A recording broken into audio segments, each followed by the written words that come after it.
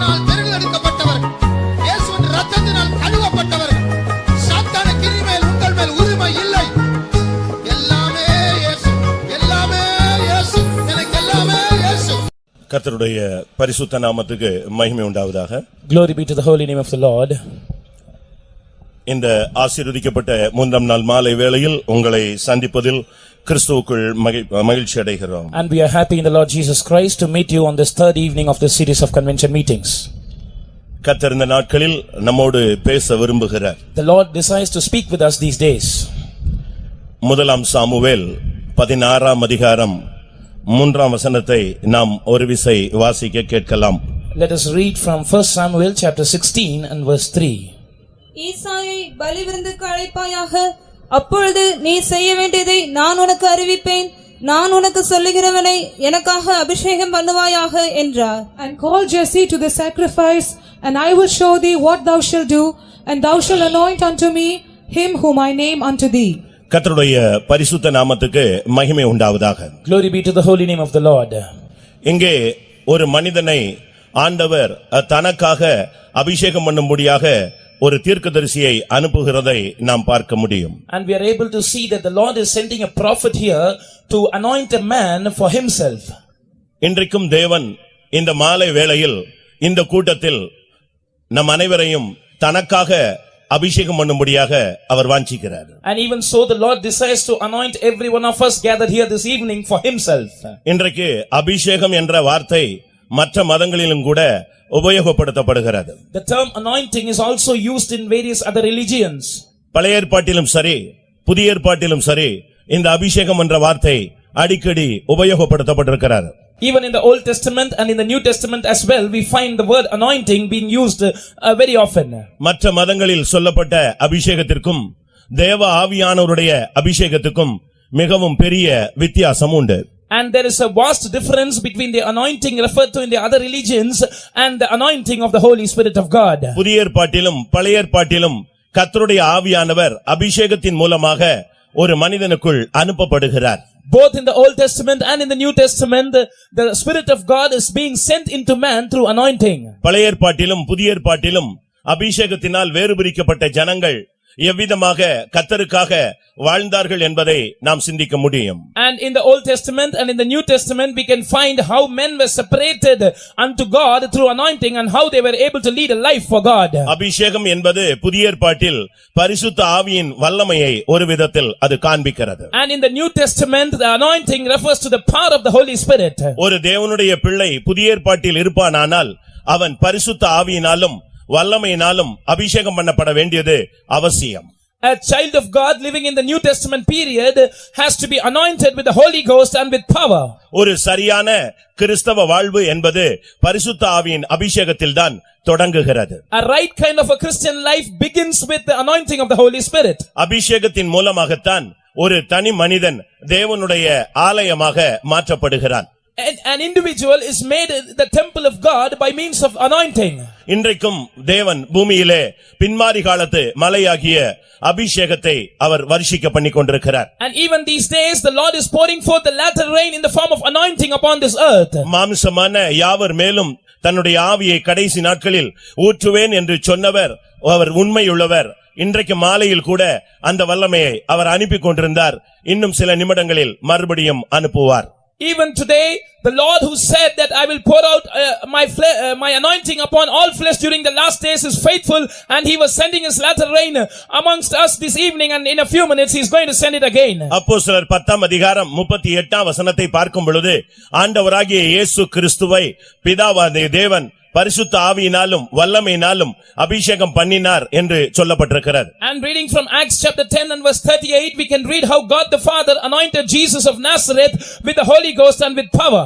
அந்த அபிஷேகம் அவருக்குள் வந்த பொழுது அவர் நன்மை செய்கிறவராக மாற்றப்பட்டார். When that anointing came into him, he became a person who went about doing good. பிரியமானவர்களே, அபிஷேகம் என்பது புதிய ஏற்பாட்டில் இன்றியமையாதது. And anointing is something which cannot be neglected. It is compulsory for the New Testament period. ஒரு மனிதன் மனம் திரும்புவது மிகவும் முக்கியமானது. And it is essential for a man to repent. அவன் ஞானஸ்நானம் பெற்றுக்கொள்ள வேண்டியது அதைவிட முக்கியமானது. And it is furthermore essential that he be baptized in the waters. அதற்கு பின்பு அவன் அபிஷேகம் பெற்றுக்கொள்ள வேண்டியது அதைவிட இன்றியமையாதது. And it is furthermore essential that he must receive the anointing of the Holy Spirit. இங்கே தாவீதை தேவன் அபிஷேகம் பண்ணினதை நாம் பார்க்க இயலும். And we are able to see that God anointed David. அதற்கு முன்னாகவே சவுல் அபிஷேகம் பண்ணப்பட்டவனாய் இருந்தான். And before David, Saul was the anointed person of God. சவுலின் அபிஷேகத்திற்கும் தாவீதின் அபிஷேகத்திற்கும் வித்தியாசங்கள் உண்டு. But there is a difference between the anointing that Saul received and the anointing that fell upon David. அதுபோல இங்கே உட்கார்ந்திருக்கிற உங்களுடைய அபிஷேகத்திலும் வித்தியாசங்கள் இருக்கலாம். Similarly, there might be difference in the anointing of every one of us seated here. 1 Samuel 9:16 பார்க்கும் பொழுது, When we see from 1 Samuel chapter 9 and verse 16, அங்கே ஆண்டவர் சொல்லுகிறார், அவனை அதிபதியாக அபிஷேகம் பண்ண கடவாய் என்று சொல்லுகிறார். there the Lord says, thou shalt anoint him to be the captain over my people. 1 Samuel 10:1 பார்க்கும் பொழுது, And when we read from 1 Samuel chapter 10 and verse 1, அவனை தலைவனாக அபிஷேகம் பண்ணு என்று ஆண்டவர் சொல்லுகிறார். the Lord says, anoint him to be the captain over my inheritance. சவுலினுடைய அபிஷேகம் என்பது தலைவன் இல்லாவிட்டால் அதிபதியின் அபிஷேகம். And the anointing of Saul was the anointing of a captain or a king. அதன் நிமித்தம் அவன் பலவிதமான காரியங்களை செய்தான், பராக்கிரமங்களை செய்தான். And by that anointing he did various works and wrought various mighty deeds. ஆனால் அதை அவன் பாதுகாக்கவில்லை. But he did not preserve that anointing. அந்த அபிஷேகத்தை நஷ்டப்படுத்தின பொழுது அவனை விட்டு கிருபை விலகினது நம்ம எல்லாருக்கும் தெரியும். And we all know that how the grace of God departed from him when he made a loss of that anointing. ஆனபடியால் கர்த்தர் தாவீதை தனக்காக அவனை அபிஷேகம் பண்ண சொன்னார். Therefore the Lord told to anoint David for himself. கிறிஸ்தவ அபிஷேகம் என்பது ஒரு மனிதன் ஆண்டவருக்காக அபிஷேகம் பண்ணப்பட வேண்டும். Christian anointing means that a person must be anointed for the Lord. இங்கே ஆயிரக்கணக்கான பேர் நீங்கள் அபிஷேகம் பண்ணப்பட்டவர்களாக இருக்கலாம். And thousands of you seated here might be anointed. உங்களில் எத்தனை பேர் ஆண்டவருக்காக அபிஷேகம் பண்ணப்பட்டவர்கள்? But how many of you are anointed for the Lord? ஆண்டவருக்காக அபிஷேகம் பண்ணப்பட்டவனாய் நான் இருக்க வேண்டும் என்று சொல்லுகிறவர்கள் கரங்களை உயர்த்தி ஒரு அல்லேலூயா சொல்லுங்கள் பார்க்கலாம். ஆண்டவருக்காக அபிஷேகம் பண்ண தேவன் இந்த மாலை வேளையில் உங்களை கொண்டு வந்திருக்கிறார். The Lord has brought you here this evening to anoint you for himself. நீங்கள் வேதத்தை பார்க்கும் பொழுது தாவீது 3 விசை அபிஷேகம் பண்ணப்பட்டதாக வேதம் சொல்லுகிறது. When we examine the scriptures, we can find David being anointed 3 times. ஆனால் சவுலோ ஒரே ஒரு விசை அவன் அபிஷேகம் பண்ணப்பட்டான். Whereas Saul was anointed just once. தாவீதினுடைய குமாரன் 2 விசை அவன் அபிஷேகம் பண்ணப்பட்டான். The son of David, he was anointed twice. ஒன்று அவன் சாலமோன் கீகோனிலே அபிஷேகம் பண்ணப்பட்டான். Solomon was anointed first in Gihon. இரண்டாவது அவன் எருசலேமிலே அபிஷேகம் பண்ணப்பட்டான். And secondly, he was anointed at Jerusalem. அவனும் கூட அவனுக்கு கிடைத்த கிருபையினால் கிடைத்த ஒரு வாய்ப்பை அவன் நஷ்டப்படுத்தினான். Even he made a loss of the chance that he got by grace. இதிலிருந்து நாம் என்ன விளங்கிக் கொள்ளுகிறோம்? From this what do we understand? அபிஷேகம் பெறுவது மாத்திரமல்ல, அதை பாதுகாக்க வேண்டியது அவசியம். It does not suffice to receive anointing, but it is most essential to preserve that anointing. இன்றைக்கு உலகத்திலே பல விதங்களிலே அநேகர் அபிஷேகம் பண்ணப்பட்டிருக்கிறார்கள். Today in the world, in various ways, many are anointed. சவுலின் அபிஷேகத்திலே மனம் திரும்புதல் இருந்தது. ஆனால் மறுபடி அவன் நஷ்டப்படுத்தின பொழுது பின்மாற்றம் அவனை தொற்றிக்கொண்டது. In the anointing of Saul, there was repentance, but when he lost that anointing, backsliding caught up with him once again. சவுலின் அபிஷேகத்தின் மூலமாய் அவன் ராஜாவாக இருந்தான். ஆனால் கிருபை அவனை விட்டு போய்விட்டது.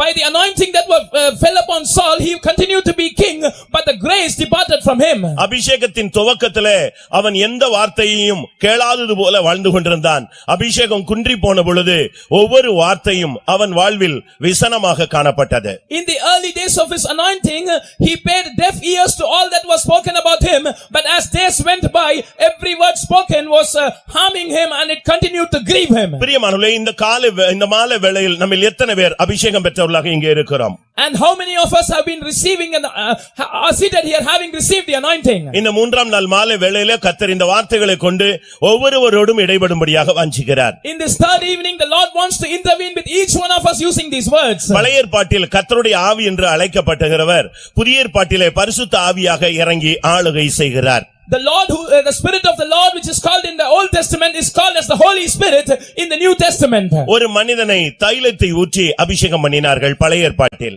In the Old Testament we can see that a man was anointed using the ointment. இல்லாவிட்டால் எண்ணெயை ஊற்றி அவனை அபிஷேகம் பண்ணினார்கள். In other occasions people were anointed using oil. இல்லாவிட்டால் புது எண்ணெயை ஊற்றி ஒரு மனிதனை அபிஷேகம் பண்ணுவார்கள். Or with new oil they used to anoint a person. இல்லாவிட்டால் சால்வையை போட்டு அபிஷேகம் பண்ணினார்கள். Some persons were anointed by putting the mantle upon them. இப்படித்தான் பழைய ஏற்பாட்டிலே அபிஷேகம் ஒரு மனிதனுக்கு கொடுக்கப்பட்டது. In such manners the Old Testament the anointing was given to various people. ஆனால் இந்த அபிஷேகத்துக்குள்ளே மறைந்திருக்கிற சக்தி என்ன? But what is the power that is hidden in this anointing? சவுலுக்கு இந்த அபிஷேகம் கிடைத்த பொழுது அவனுடைய இருதயம் மாறினது. அவன் வேறே மனிதனாய் துவக்கத்தில் மாற்றப்பட்டான். When Saul received this anointing, his heart underwent a change and he became a new man in the beginning. பிரியமானவர்களே, உங்களில் அபிஷேகம் பெற்ற உடனே உங்களுக்கு வேறே இருதயம் பொருத்தப்பட்டதாக நீங்கள் உணர்கிறீர்களா?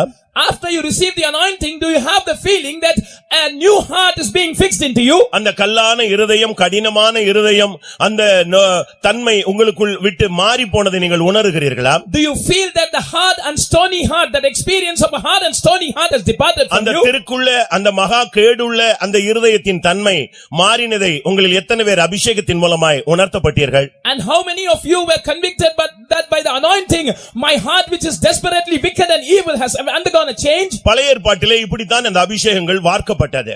And in this manner the anointing was poured forth during the Old Testament times. ஆனால் இந்த அபிஷேகம் ஒரு மனிதனை ஒரு செகண்ட்ல அவனுடைய ஸ்தானத்தை மாற்றக்கூடிய ஒரு சக்தி உள்ளது. And this anointing has the power to change the position of a man in a fraction of a second. ஒரு சாதாரண செங்கல் சுமந்து கொண்டிருந்த ஆரோனை அந்த அபிஷேகம் ஆசாரியனாய் மாற்றிவிட்டது. And Aaron, who was just bearing bricks, when he received the anointing, he became a priest. கழுதையை தேடி போன மனிதன், ஆடுகளை மேய்த்துக் கொண்டிருந்த மனிதனை இந்த அபிஷேகம் ராஜாவாக மாற்றிவிட்டது. And a person who went after the asses, a person who was feeding the sheep, became king by this anointing. சும்மா உட்கார்ந்து பேசிக் கொண்டிருந்தவனை அபிஷேகம் தீர்க்கதரிசியாக மாற்றிவிட்டது. A person who was sitting and talking idle words, when this anointing came upon him, he became a prophet. இல்லாவிட்டால் ஏர் பூட்டி ஓட்டிக் கொண்டிருந்தவனை தீர்க்கதரிசியாக இந்த அபிஷேகம் மாற்றினது. A man who was plowing in the field, when anointing came upon him, he became a prophet. காற்றாக சிருஷ்டிக்கப்பட்டிருந்த தேவ தூதர்கள் இந்த அபிஷேகத்தின் மூலமாக காப்பாற்றுகிறவர்களாக மாற்றப்பட்டார்கள். Angels who were created in the form of winds, they were made as angels of protection by means of this anointing. பிள்ளைகள் மாம்சமும் இரத்தமும் உடையவர்களாய் இருக்கிறது போல மாம்சத்தோடு இரத்தத்தோடு வெளிப்பட்ட இயேசு கிறிஸ்துவை இந்த அபிஷேகம் சுவிசேஷகனாய் மாற்றினது. And just like the children are partakers of flesh and blood, Jesus, who also partook of flesh and blood, was made an evangelist by means of this anointing. முதலாம் ராஜாக்கள் முதலாம் அதிகாரம் 34 வசனத்தில் இந்த அபிஷேகம் ஒருவனை ராஜாவாக மாற்றுகிறது. In 1 Kings chapter 1 and verse 34, this anointing makes one person a king. யாத்திராகமம் 30:30 ஒரு மனிதனை இந்த அபிஷேகம் ஆசாரியனாய் மாற்றுகிறது. In Exodus 30 and 30 we find this anointing made a man a prophet, a priest. 1 ராஜாக்கள் 19 அதிகாரம் 16 வசனத்தை பார்க்கும் பொழுது இந்த அபிஷேகம் ஒருவனை தீர்க்கதரிசியாய் மாற்றுகிறது. And in 1 Kings chapter 19 and verse 16 we can find that this anointing made a man to be a prophet. எசேக்கியேல் 28 அதிகாரம் 14 வசனத்தை பார்க்கும் பொழுது காற்றாக இருந்த அந்த தூதர்கள் காப்பாற்றுகிறவர்களாக அபிஷேகம் பண்ணப்பட்டார்கள். And in Hezekiel chapter 28 and verse 14 we can see that angels who were created in the form of a wind were made as angels of protection by means of this anointing. லூக்கா 4 அதிகாரம் 18 வசனத்தை பார்க்கும் பொழுது இயேசு இந்த அபிஷேகத்தினால் சுவிசேஷகராக மாறுகிறார். And in Luke 4:18 we can find that Jesus did the ministry of an evangelist by means of this anointing. பிரியமானவர்களே, உங்கள் மேல் இருக்கிற அபிஷேகம் உங்களை எப்படி மாற்றி இருக்கிறது? And how has the anointing that fell upon you changed you? இந்த அபிஷேகம் வந்த பின்பு உங்களில் எத்தனை பேர் தீர்க்கதரிசிகளாக மாறி இருக்கிறீர்கள்? And after this anointing came upon you, how many of you were made prophets? உங்களில் எத்தனை பேர் ஆசாரிய ஊழியத்துக்காக உங்களை அர்ப்பணித்திருக்கிறீர்கள்? And how many of you have surrendered yourself for this ministry of priesthood? உங்களில் எத்தனை பேர் ராஜாக்களாக சகலத்தையும் ஆளுகை செய்கிறவர்களாக மாறி இருக்கிறீர்கள்? And how many of you have become kings, rulers over everything by means of this anointing? இதிலிருந்து நாம் விளங்கிக் கொள்ளுகிற சத்தியம் என்ன? And what is the truth that we understand understand from this? ஒருவனை அபிஷேகம் பண்ணுகிறார் என்றால் அது ஒரு நோக்கத்தோடு அபிஷேகம் பண்ணுகிறார். If God anoints a person, he anoints him with a purpose. பிரியமானவர்களே, புதிய ஏற்பாட்டில் வரும் பொழுது When we come to the New Testament, இந்த பரிசுத்த ஆவியை உடனடியாக நாம் பெற்றுக்கொள்ள வேண்டியது அவசியம். it is essential for us to receive this Holy Spirit at once. ஏனென்றால் பரிசுத்த வாழ்க்கை பரிசுத்த ஆவி இல்லாமல் ஒரு தனி மனிதனால் செயல்படுத்த முடியாது. Because an individual cannot lead a holy life without the anointing of the Holy Spirit. ஏனென்றால் இயேசுவின் காலத்துக்கு பின்பு பரிசுத்த ஆவியானவருடைய காலம் இப்பொழுது நடைபெற்றுக் கொண்டிருக்கிறது. Because after the times and periods of Jesus, now is the period of the Holy Spirit. நான் போய் தேற்றரவாளனை அனுப்புவேன் என்று சொன்னவர் இப்பொழுது அனுப்பி கொண்டிருக்கிறார். I shall go and send the comforter unto you. Jesus who said this is now sending the comforter to us. ஒருவேளை உங்களில் சிலருக்கு பரிசுத்த ஆவியை குறித்து தவறான கருத்துக்கள் இருக்கலாம். Perhaps some of you might be having wrong kind of an opinion about the Holy Spirit. அதுக்கு காரணம் வேதத்தில் உள்ள சரியான அறிவு உங்களுக்கு இல்லை என்பதுதான் உண்மை. The reason behind that is that you don't have the right knowledge of the word of God. ஒரு சிலர் பரிசுத்த ஆவி பெற்றால் இப்படித்தான் நடக்குமா என்கிற ஒரு கேள்வி எழுப்பப்படுகிறது. And some of you might be having questions arising in your mind that when people receive the Holy Spirit, will all these symptoms take place? இயேசு பிறப்பதற்கு 700 வருடங்களுக்கு முன்பாக ஏசாயா தீர்க்கதரிசி அழகாக இந்த அபிஷேகத்தினுடைய வெளிப்படுத்தல் தன்மையை அவர் பேசுகிறார். And Isaiah the prophet speaks about the revelation of this Holy Spirit 700 years before Jesus was born. ஏசாயா 28:11 நாம் பார்க்கும் பொழுது, When we see from Isaiah chapter 28 and verse 11, பரியாச உதடுகளினாலும் அந்நிய பாஷையினாலும் இந்த ஜனத்தோடே அவர் பேசுவார். he shall speak with his people with unknown tongues and stammering lips. இதுவே இளைத்தவனை இளைப்பார பண்ணத்தக்க இளைப்பாறுதல். And this is the rest wherein he may cause the weary to rest. இது பழைய ஏற்பாட்டின் அனுபவம் அல்ல, புதிய ஏற்பாட்டு பரிசுத்தாவின் அபிஷேகத்தை பெறுகிற ஒரு மனிதனுடைய அடையாளம். அது ஏற்கனவே தீர்க்க தரிசனமாக அங்கே சொல்லப்பட்டது. This was not an experience of the Old Testament times, but this is the sign of a person who is baptized in the Holy Spirit, and that was foretold as a prophecy then. யோவேல் தீர்க்கதரிசி சொன்ன அந்த தீர்க்க தரிசனம் தான் அப்போஸ்தலர் 2ஆம் அதிகாரம் 4ஆம் வசனத்திலே நிறைவேற்றப்படுகிறது.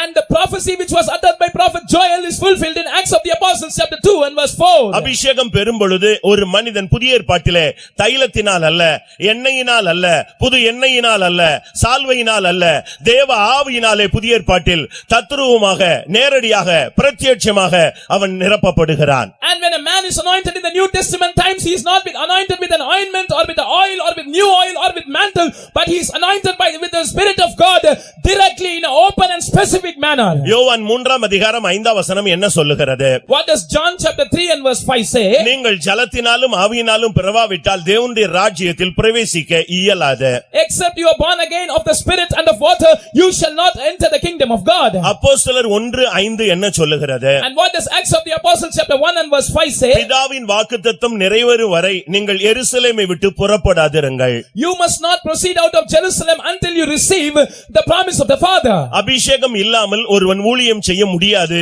அப்படி செய்தால் அது ஊழியம் அல்ல. Except a man is anointed with the Holy Spirit, he cannot do a ministry, and if he does a ministry, it is not a valid ministry. அபிஷேகம் பெற்ற பின்புதான் ஒருவன் ஊழியத்தையும் ஜீவியத்தையும் தொடங்க முடியும். And a man can begin with his life and ministry only after he is spirit baptized. ஆனபடியால் தான் அப்போஸ்தலர் 19ஆம் அதிகாரம் 2ஆம் வசனத்திலே பவுல் ஒரு கேள்வியை கேட்கிறார். And that is why Saint Paul puts forth the question in Acts of the Apostles chapter 19 and verse 2. நீங்கள் விசுவாசிகள் ஆனபோது பரிசுத்த ஆவியை பெற்றீர்களா? Did you receive the Holy Spirit when you became believers? ஆனால் அவர்களுக்கு அந்த பதில் சொல்ல தெரியவில்லை.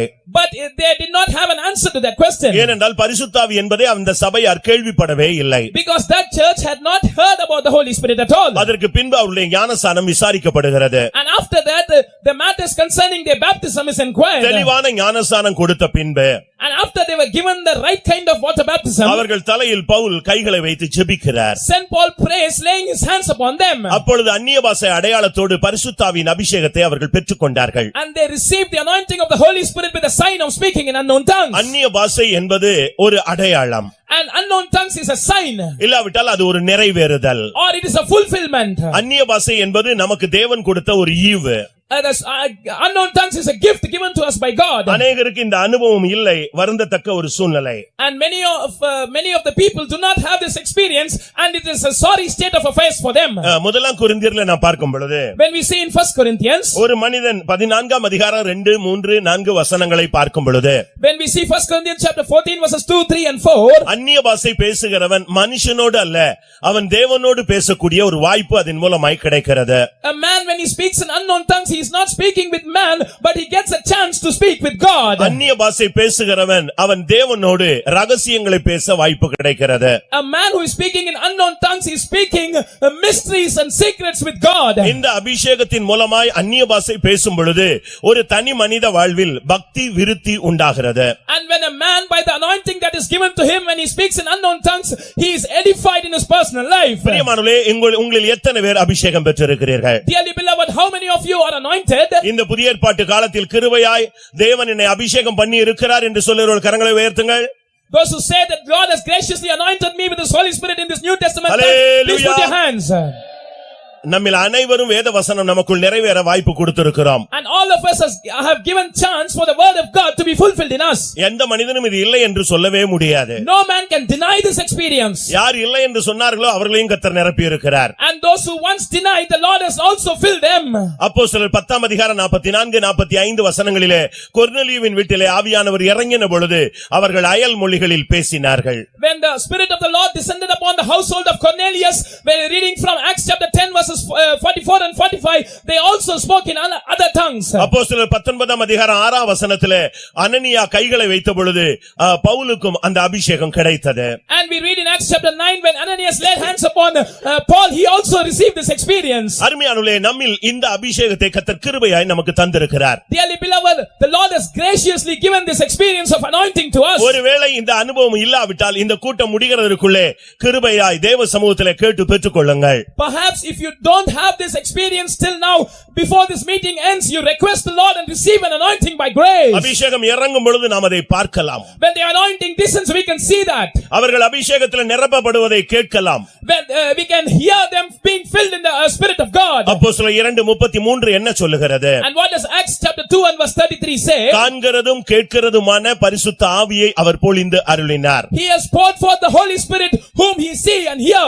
கர்த்தருடைய பரிசுத்த நாமத்துக்கு மகிமை உண்டாவதாக. Glory be to the holy name of the Lord. இதுதான் புதிய ஏற்பாட்டில் உள்ள ஆவிக்குரிய அனுபவங்கள். And these are the experiences of the New Testament church. எப்பொழுது ஒரு மனிதன் பரிசுத்த ஆவியினால் நிரப்பப்படுகிறானோ அப்பொழுது அவன் ஆட்டுக்குட்டியானுடைய ஜீவ புஸ்தகத்தில் அவனுடைய பெயர் எழுதப்படுகிறது. At that instance when a man is being filled with the Holy Spirit, his name is written in the Lamb's book of life. அதனால அபிஷேகத்தில் நிரம்ப பெற்றுக்கொள்ள நாம் தாமதிக்க கூடாது, வெட்கப்படக்கூடாது. So we must not tarry, we must not delay, neither we must be ashamed to receive the Holy Spirit and to be filled with the Holy Spirit. நான் இன்றைக்கு உங்கள் மத்தியிலே தாவீதினுடைய 3 அபிஷேகத்தை உங்கள் முன்பாக வைக்க விரும்புகிறேன். Today I want to place before you the 3 anointing experiences of David. ஆவியானவர் இதைத்தான் உங்கள் மத்தியிலே வைக்க விரும்புகிறார். And the Spirit of God desires to keep this truth before you. பிரியமானவர்களே, முதலாவது அவனுக்கு ஒரு அபிஷேகம் கிடைத்தது. Dearly beloved, firstly he received an anointing. அது எதை காண்பிக்கிறது? And what does that show? அபிஷேகத்தினுடைய ஒவ்வொரு நிறைவை காண்பிக்கிறது. It shows various fulfillment or a fullness of the anointing. ஆவியானவர் நிறைவுள்ளவர்.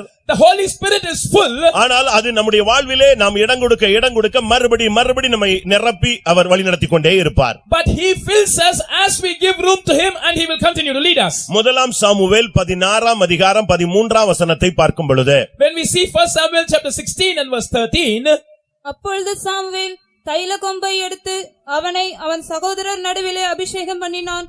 அந்நாள் முதற்கொண்டு கர்த்தருடைய ஆவியானவர் தாவீதின் மேல் வந்து இறங்கியிருந்தார்.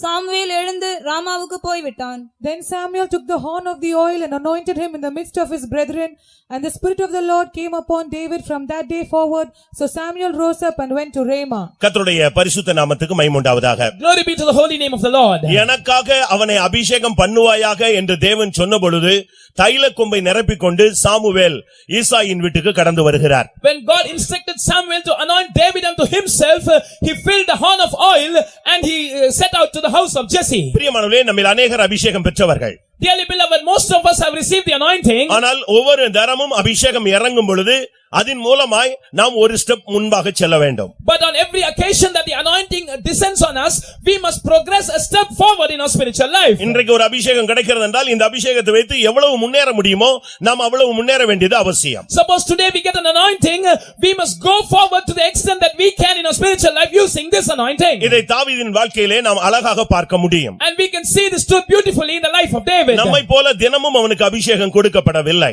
He did not receive an anointing daily just like we have. இல்லாவிட்டால் ஒவ்வொரு நொடியும் நமக்குள்ளே ஆவியானவர் இருந்து ஆளுகை செய்கிற அனுபவம் அவனுக்கு இல்லை. Neither did he have the experience of the Holy Spirit residing with him every second and ruling him and leading him just like we have. ஆனால் அவனுக்கு கிடைத்த அனுபவங்களை வைத்து அவன் முன்னேறிக் கொண்டே வந்தான். But based on the experiences that he received, he continued to progress. இதை நம்முடைய வாழ்விலே நாம் ஒப்பிட்டு இந்த மாலை வேளையில பார்க்க வேண்டியது அவசியம். We shall relate it to our lives and see this truth this evening. ஆடுகளை மேய்த்துக் கொண்டிருந்த மனிதனுக்கு இந்த அபிஷேகம் கிடைத்த உடனே அவனுடைய வாழ்வு எவ்விதமாய் மாறுகிறது? How does the life of a man who was feeding the flock undergo a change when he received an anointing? அடுத்த செகண்டே அவனுடைய தன்மை எல்லாம் மாறிக்கொண்டே வருகிறது. The very next second his character underwent a change. இன்றைக்கு ஆவியானவர் உங்கள் மேல் வந்து அமருவாரானால், If the Holy Spirit descends upon you this day, உங்களுடைய பேச்சு மாற வேண்டும், your talk must change, உங்களுடைய சிந்தை மாற வேண்டும், your thoughts must change, உங்களுடைய உணர்வுகள் மாற வேண்டும், your feelings must change, உங்களுடைய எண்ணங்கள் மாற வேண்டும், your thoughts must change, உன்னுடைய ஒவ்வொரு அனுபவங்களும் மாற வேண்டும். every experience of yours must undergo a change. அபிஷேகம் இறங்கின உடனேயே ஒரு மனிதனுடைய ஒவ்வொன்றும் மாற ஆரம்பிக்கும். When the anointing descends, every aspect of a man's life will start undergoing a change. அப்படி மாற்றப்படாவிட்டால் நீங்கள் அந்த அபிஷேகத்தை சரியான விதத்திலே உங்களுடைய வாழ்வில் அப்ளை பண்ணவில்லை.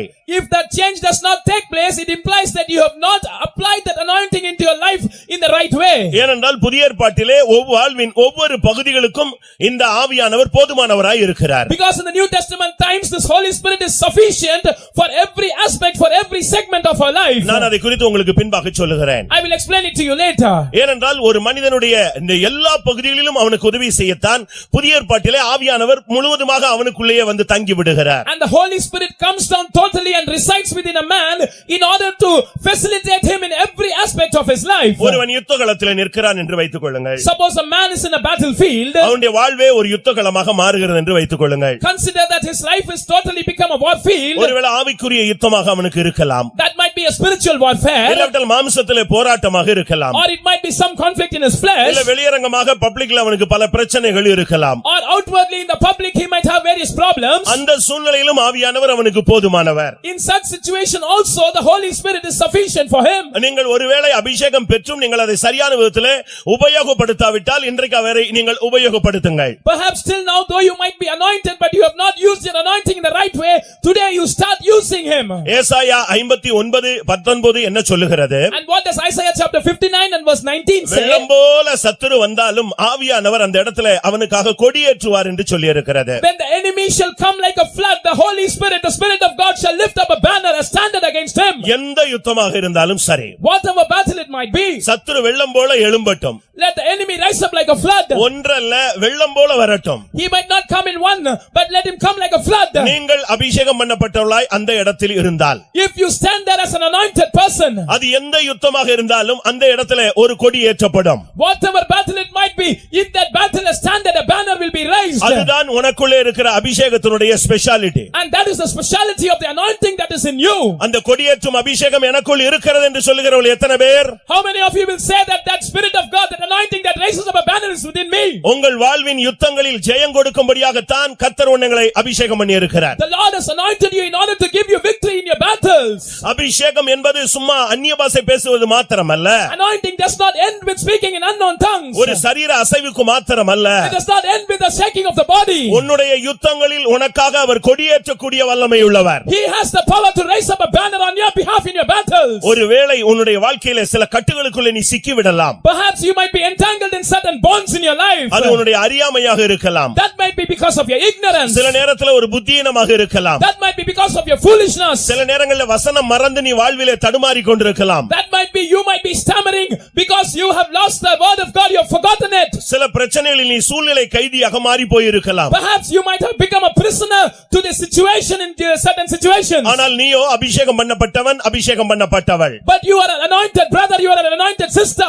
எந்த சூழ்நிலையில நீ மாட்டிக்கொண்டாலும், Whichever situation you are entangled in, அந்த இடத்துல அபிஷேகத்துக்கு நீ ஒரு விசை இடம் கொடுத்தால், if you give one chance to the anointing in that situation, ஒரு 1 செகண்ட் ஆவியானவருக்கு நீ இடம் கொடுத்தால் போதும். if you give room for the Holy Spirit for 1 second, it is enough. அவர் உள்ளே வந்தால் கர்த்தருடைய ஆவி எங்கே உண்டோ அங்கே விடுதலை உண்டு. உண்டு. If he comes in where the Spirit of the Lord is, there is deliverance. அதுதான் ஆவியானவருடைய வல்லமை. And that is the power of the Holy Spirit. ஆனபடியால் ஆவியானவரை வைத்துக்கொண்டு நீங்கள் சிக்கிக்கொண்டேன் என்று புலம்பல் பாடினால் அது உங்களுடைய தவறு. Therefore, if you are lamenting that I am entangled in such a situations, when you have the Holy Spirit, that is your mistake. ரோமர் 7ஆம் அதிகாரத்திலே பவுல் பேசும் பொழுது, When St. Paul speaks in Romans chapter 7, எனக்கு நன்மை செய்ய விருப்பம் இருக்கிறது, I have the desire to do good, ஆனால் நன்மை என்னிடத்தில் இல்லை என்று சொல்லுகிறார். but the goodness does not dwell in me. ஆனபடியால் பாவம் எனக்குள்ளே போராடுகிறது என்று சொல்லுகிறார். Therefore, he says sin strives in me. ஒரு கட்டத்தில் அவருடைய புலம்பல் என்ன? In one situation, what is his lamenting? நிர்பந்தமான மனிதன் நான். Oh, wretched man that I am. யார் என்னை விடுதலையாக்க கூடும்? Who shall deliver me? இது எல்லா மனிதருடைய ஒரு விதமான அறிக்கையாக இருக்கிறது. And this is the confession of almost every man. அப்ப பாவத்திலிருந்து விடுதலையே கிடையாதா? If it means, does it mean that there is no deliverance from sin at all? நாம் பாவத்திலே பிறந்தவர்கள், கற்பம் தரிக்கப்பட்டவர்கள். We are born in sin, we are conceived in sin. ஆனால் ஞானஸ்நானத்திலே நாம் பாவம் வேண்டாம் என்று விட்டு விடுகிறோம். But at water baptism, we deny sin, we don't want sin, and we neglect it. இல்லாவிட்டால் சிலுவையிலே அறையப்படுகிறோம். Or we are crucified in the cross. இனி பாவம் இல்லாத வாழ்வுக்கு நாங்கள் நம்மை அர்ப்பணித்திருக்கிறோம். And we have surrendered ourselves to a sinless life. பாவம் இல்லாத வாழ்க்கை ஒரு தனி மனித மாம்ச வாழ்விலே எப்படி வாழ முடியும்? And how can a man live a sinless life in this fleshly body? அதனால தான் அவன் முடியலன்னு கதறுகிறார். And that is why he says, I am not able to. He laments. கேள்வியும் அவரே சொல்லுகிறார், பதிலும் அவரே சொல்லுகிறார். He puts forth the question and he provides the answer himself. அவருடைய பதில் என்ன? What is his answer? ரோமர் 8ஆம் அதிகாரம் 2ஆம் வசனம் என்ன சொல்லுகிறது? அவருடைய பதில், And what is his answer in Romans chapter 8 and verse 2? கிறிஸ்துவினுடைய ஜீவனுள்ள ஆவியின் பிரமாணம் என்னை பாவம் மரணம் என்பவைகளினின்று என்னை விடுதலை ஆக்கிட்டு. For the law of the Spirit of life in Christ Jesus hath made me free from the law of sin and death. ஒரு மனிதனை பாவத்திலிருந்தும் அதன் மூலமாய் உண்டாகிற மரணத்திலிருந்தும் விடுதலையாக்க கூடியது கிறிஸ்துவின் ஜீவனுள்ள ஆவியின் பிரமாணம். The law of the Spirit of life in Christ Jesus is well able to deliver a man from sin and from the death which is the result of sin. சில காரியத்துக்காக நம்ம ரொம்ப முயற்சி எடுக்கிறோம். And we take a lot of effort in certain things. ஆனா ஒண்ணுமே முடியல. But we are not able to do anything about that. சில காரியத்துக்காக இன்னும் எஃபர்ட் எடுக்கிறோம். And we take a lot of efforts for some other things. சில காரியத்துல மறுபடியும் நம்ம தோற்று போகிறோம். And again we fail in that same thing. ஆனா அதே மேட்டரை அப்படியே தேவனுடைய கையில அபிஷேகத்தின் கையில கொடுத்து பாருங்க. But surrender that same matter into the hands of the Spirit of God to the anointing. அங்க என்ன நடக்கும்? What will happen there? உன்னுடைய பலத்தினாலும் அல்ல, உன்னுடைய பராக்கிரமத்தினாலும் அல்ல, என்னுடைய ஆவியினால் ஆகும் என்று ஆவியானவர் பேசுகிறார். Not by your power, not by your might, but it shall be possible by my Spirit, says the Spirit of God. ஒருவேளை நீ அந்நிய பாஷை பேசுகிறது உனக்கும் புரியாது, மத்தவனுக்கும் புரியாது. Perhaps you speaking in unknown tongues, you yourself might not know that, others might not know, others might not be knowing that. ஒரு சிலர் சொல்றாங்க, ஏன் புரியாத ஒன்ன போட்டு கத்திக்கிட்டே இருக்கிறேன். And some people are of the opinion that why should we keep shouting something which we don't know? புரியாததை நீ கத்த வேண்டியதில்லை, அமைதியாக இருக்க கடவன் என்று வேதம் சொல்லுகிறது என்று சொல்லுகிறார்கள். And they also quote a biblical verse saying that you must not speak something which you don't know, you better be silent. பிரியமானவர்களே, நாம் புரியாததை கத்திக் கொண்டிருக்கல, தேவனோடு உறவாடி கொண்டிருக்கிறோம். Dearly beloved, we are not shouting something which we don't know, but we are having a relationship with God. அழைத்த தேவனிடத்திலே, We are speaking with God who called us. சிலுவையில் மரித்தவரிடத்திலே, We are speaking with him that was crucified உயிரோடு on the cross. எழும்பினவரிடத்திலே, With him that rose again from the dead. இன்றைக்கும் நமக்காக பரிந்து பேசுகிறவரிடத்திலே, With him that is continuing to intercede for us even today. மறுபடியும் நம்மை சேர்க்க வருகிறாரே, அவரோடு நாம் பேசிக் கொண்டிருக்கிறோம். We are speaking with him who is going to come back to gather us once again. அந்நிய பாஷை பேசுவது பைத்தியக்காரத்தனம் அல்ல, தேவனோடு உறவாடுகிற ஒவ்வொரு நிமிடங்கள். It is not foolishness to speak in unknown tongues. It is every precious minute of communing with God. அழுகையோடு தேவ சமூகத்துக்கு போகிறான், அந்நிய பாஷை பேசி உறவாடி விட்டு சந்தோஷத்தோடு வெளியே வருகிறான். அதுதான் தேவனுடைய இளைப்பாறுதல். And a person goes into the presence of God with tears, but after having communed with God through anointing, he comes with a rest and with the rejoicing, and that is the rest that the Spirit of God gives us. பரியாச உதடுகளினாலும் அந்நிய பாஷையினாலும் இந்த ஜனத்தோடு பேசுவார், அதுதான் அவர்களுக்கு இந்த உலகத்திலே இளைப்பாறுதல். He shall speak with this people with stammering lips and other tongues, and that is the rest for them in this world. ஒரு doctor விசுவாசி இன்னொரு டாக்டருக்காக ட்ரீட்மென்ட் கொடுக்கிறார். And a doctor who was a believer, he was treating another doctor. Treat பண்ணிட்டு இருக்கும் பொழுதே அந்த treatment எடுத்துக்கிட்டு இருந்த டாக்டர் பல்ஸ் டவுன் ஆகிவிட்டாரு. And as the treatment was on, the person who was being treated, his pulse went down. இப்ப கொண்டு வந்ததும் அவங்க மகா, அது ஒரு doctor.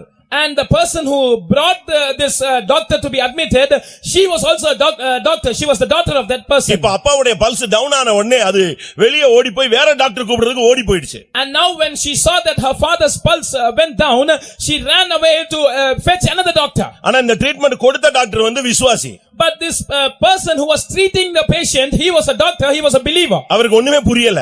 He was in confusion. உடனே அடுத்த ரூம்ல போய் And he went to the next room. ஒரு செகண்ட் முழங்கால் போட்டார். He knelt down for a second. ஒரு அபிஷேகம் வந்தது. An anointing came down. அடுத்த செகண்ட் இவர் எழும்பி வந்தார். இந்த ஆளுக்கு பல்ஸ் எல்லாம் நார்மலுக்கு வந்து விட்டார். And he came back to the room the next second and this person's pulse became normal. எந்த சூழ்நிலையிலும் ஆவியானவர் உனக்கு மாத்திரமல்ல உன் மூலமாய் உன் குடும்பத்துக்கும் உன் சபைக்கும் உன்னுடைய ஊழியத்திற்கும் உதவி செய்ய வல்லவர். And in any situation, the Spirit of God is now able to help not just you, but by you, your church, your family, and those who are connected with you. ரோமர் 8 அதிகாரம் 26 வசனத்தை பார்க்கும் பொழுது, when we see from Romans chapter 8 and verse 26, ஆவியானவர் நம்முடைய பலவீனங்களிலே நமக்கு உதவி செய்ய அவர் வல்லவராக இருக்கிறார். the Spirit of God is able to help us in our infirmities. அபிஷேகத்தை வச்சிக்கிட்டு நம்ம வீக்னஸ்னு பேசிக்கிட்டே இருக்க கூடாது. Having the anointing, we must not continue speaking about our weakness and infirmities. ஒரு சிலர் வீட்ல பணத்தை வச்சிருப்பாங்க, ஆனா வெளியே சொல்லும்போது இல்லவே இல்ல, என்கிட்ட பைசாவே இல்லன்னு சொல்லுவாங்க. அது ஒரு பொய். அதே போல அபிஷேகத்தை வச்சிட்டு நான் வீக்னஸ் சொல்றது ஒரு பொய். We find certain persons, they will be having a lot of money stored up in their homes, but outwardly they will pretend as if they have no money. That is a lie. Just like that, having the anointing, if we continue to speak about our weakness and infirmities, that is an utter lie. ஏனென்றால் ஆவியானவர் எங்கெல்லாம் இருக்கிறாரோ அங்கெல்லாம் அந்த இருள் ஒளிமயமாக மாறும். Because wherever the Spirit of the Lord is, there the darkness will definitely become light. தேவ ஆவியானவர் ஜலத்தின் மேல் அசைவாடி கொண்டிருந்தார். அடுத்த செகண்ட் வெளிச்சம் உண்டாயிற்று. The Spirit of the Lord was moving upon the waters and the next second there was light. பிரியமானவர்களே, நம்மில் அபிஷேகத்தை வைத்துக் கொண்டுதான் நம்மில் அநேகர் தடுமாறிக் கொண்டிருக்கிறோம். And having the anointing in us, many of us are staggering. பணத்தை தவறான விதத்தில் உபயோகிப்பது போல, just like one uses his money in a wrong way, பணத்தை நஷ்டமடைய வைக்கிறது போல, just like one makes a loss of his money, சுயமாய் பணத்தை அழித்து விடுவது போல, just like one makes a loss of his money using his own ways. அதுபோல்தான் நம்மில் அநேகர் பரிசுத்த ஆவியை வைத்துக் கொண்டு அதை சரியான விதத்திலே உபயோகப்படுத்த தெரியாமல் தடுமாறுகிறோம். Exactly like that, many of us have the Holy Spirit within us, but we don't know how to use him, and therefore we stagger in our life. இந்த அபிஷேகத்தை கொஞ்ச நேரம் உங்க மைண்ட்ல ஆளுகை செய்ய விட்டு பாருங்க.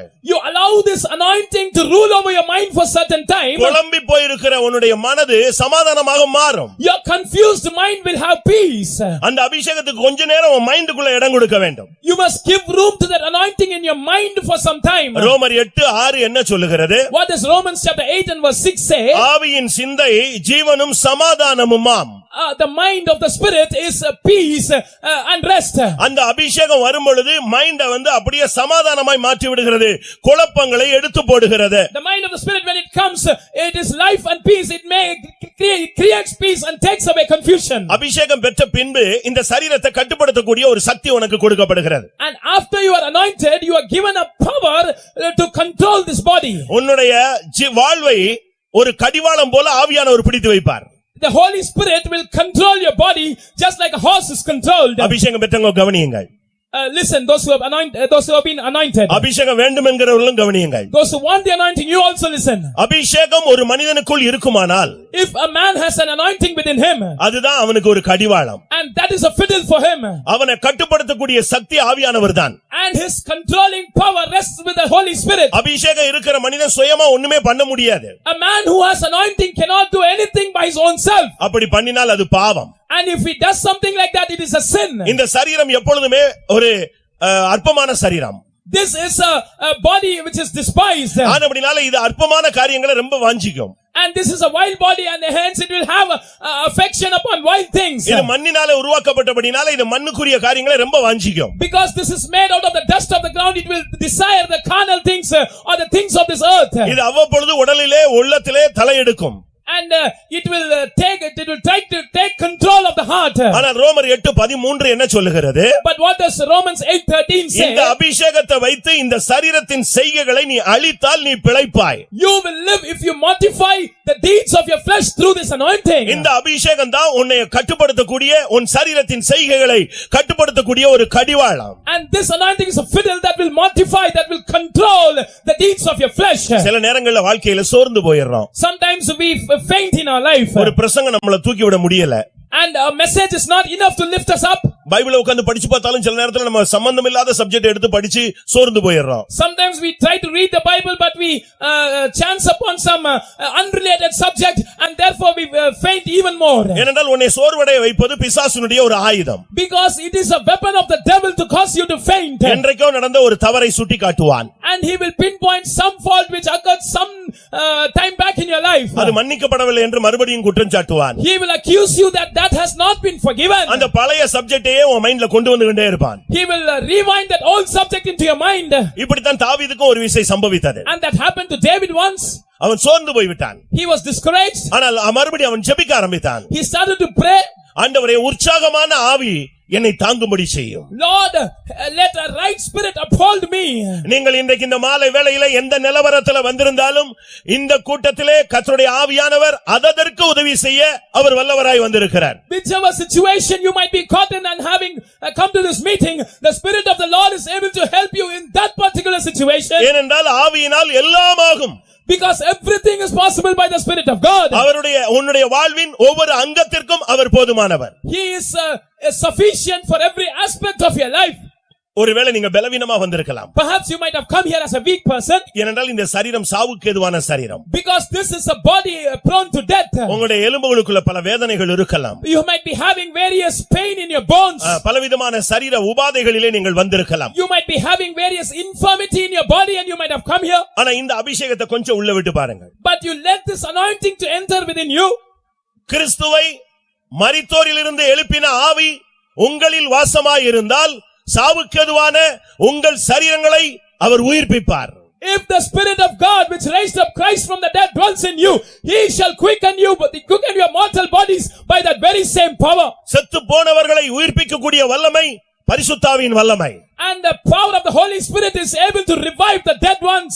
அருமையானவர்களே, இந்த மாலை வேளையில் உங்களுடைய வியாதியின் வேதனைகளை மாற்றக்கூடிய ஜீவன் இந்த பரிசுத்தாவிக்குள் இருக்கிறது. Dearly beloved, this Holy Spirit has life in him that will change the power of sickness that is operating in your body. இந்த ஆவி வரும் பொழுது உன்னுடைய மாம்சத்தில் இருக்கிறதான இந்த அழிவுக்கேதுவான வல்லமைகள், வேதனையின் சக்திகள் உன்னை விட்டு போய் மரணத்தின் பிடியிலிருந்து நீங்கள் உயிர்ப்பிக்கப்படுவீர்கள். When this anointing, with the power of the anointing will come into you, the powers of mortality, the powers of corruption that is working in your body, that will depart from you and you will be revived. அபிஷேகத்தை வைத்துக்கொண்டு நீங்கள் தயவு செய்து தோல்வியிலே நீங்கள் போய் கொண்டிருக்க வேண்டாம். And having anointing within you, you please don't go in the path of failure. ஒருவேளை ஞானத்தில் நீங்கள் குறைவுள்ளவர்களாக இருக்கலாம். Perhaps you might be lacking in wisdom. என்ன செய்ய வேண்டும் என்கிற ஒரு தடுமாற்றம் ஆலோசனை இல்லாமல் நீங்கள் காணப்படலாம்.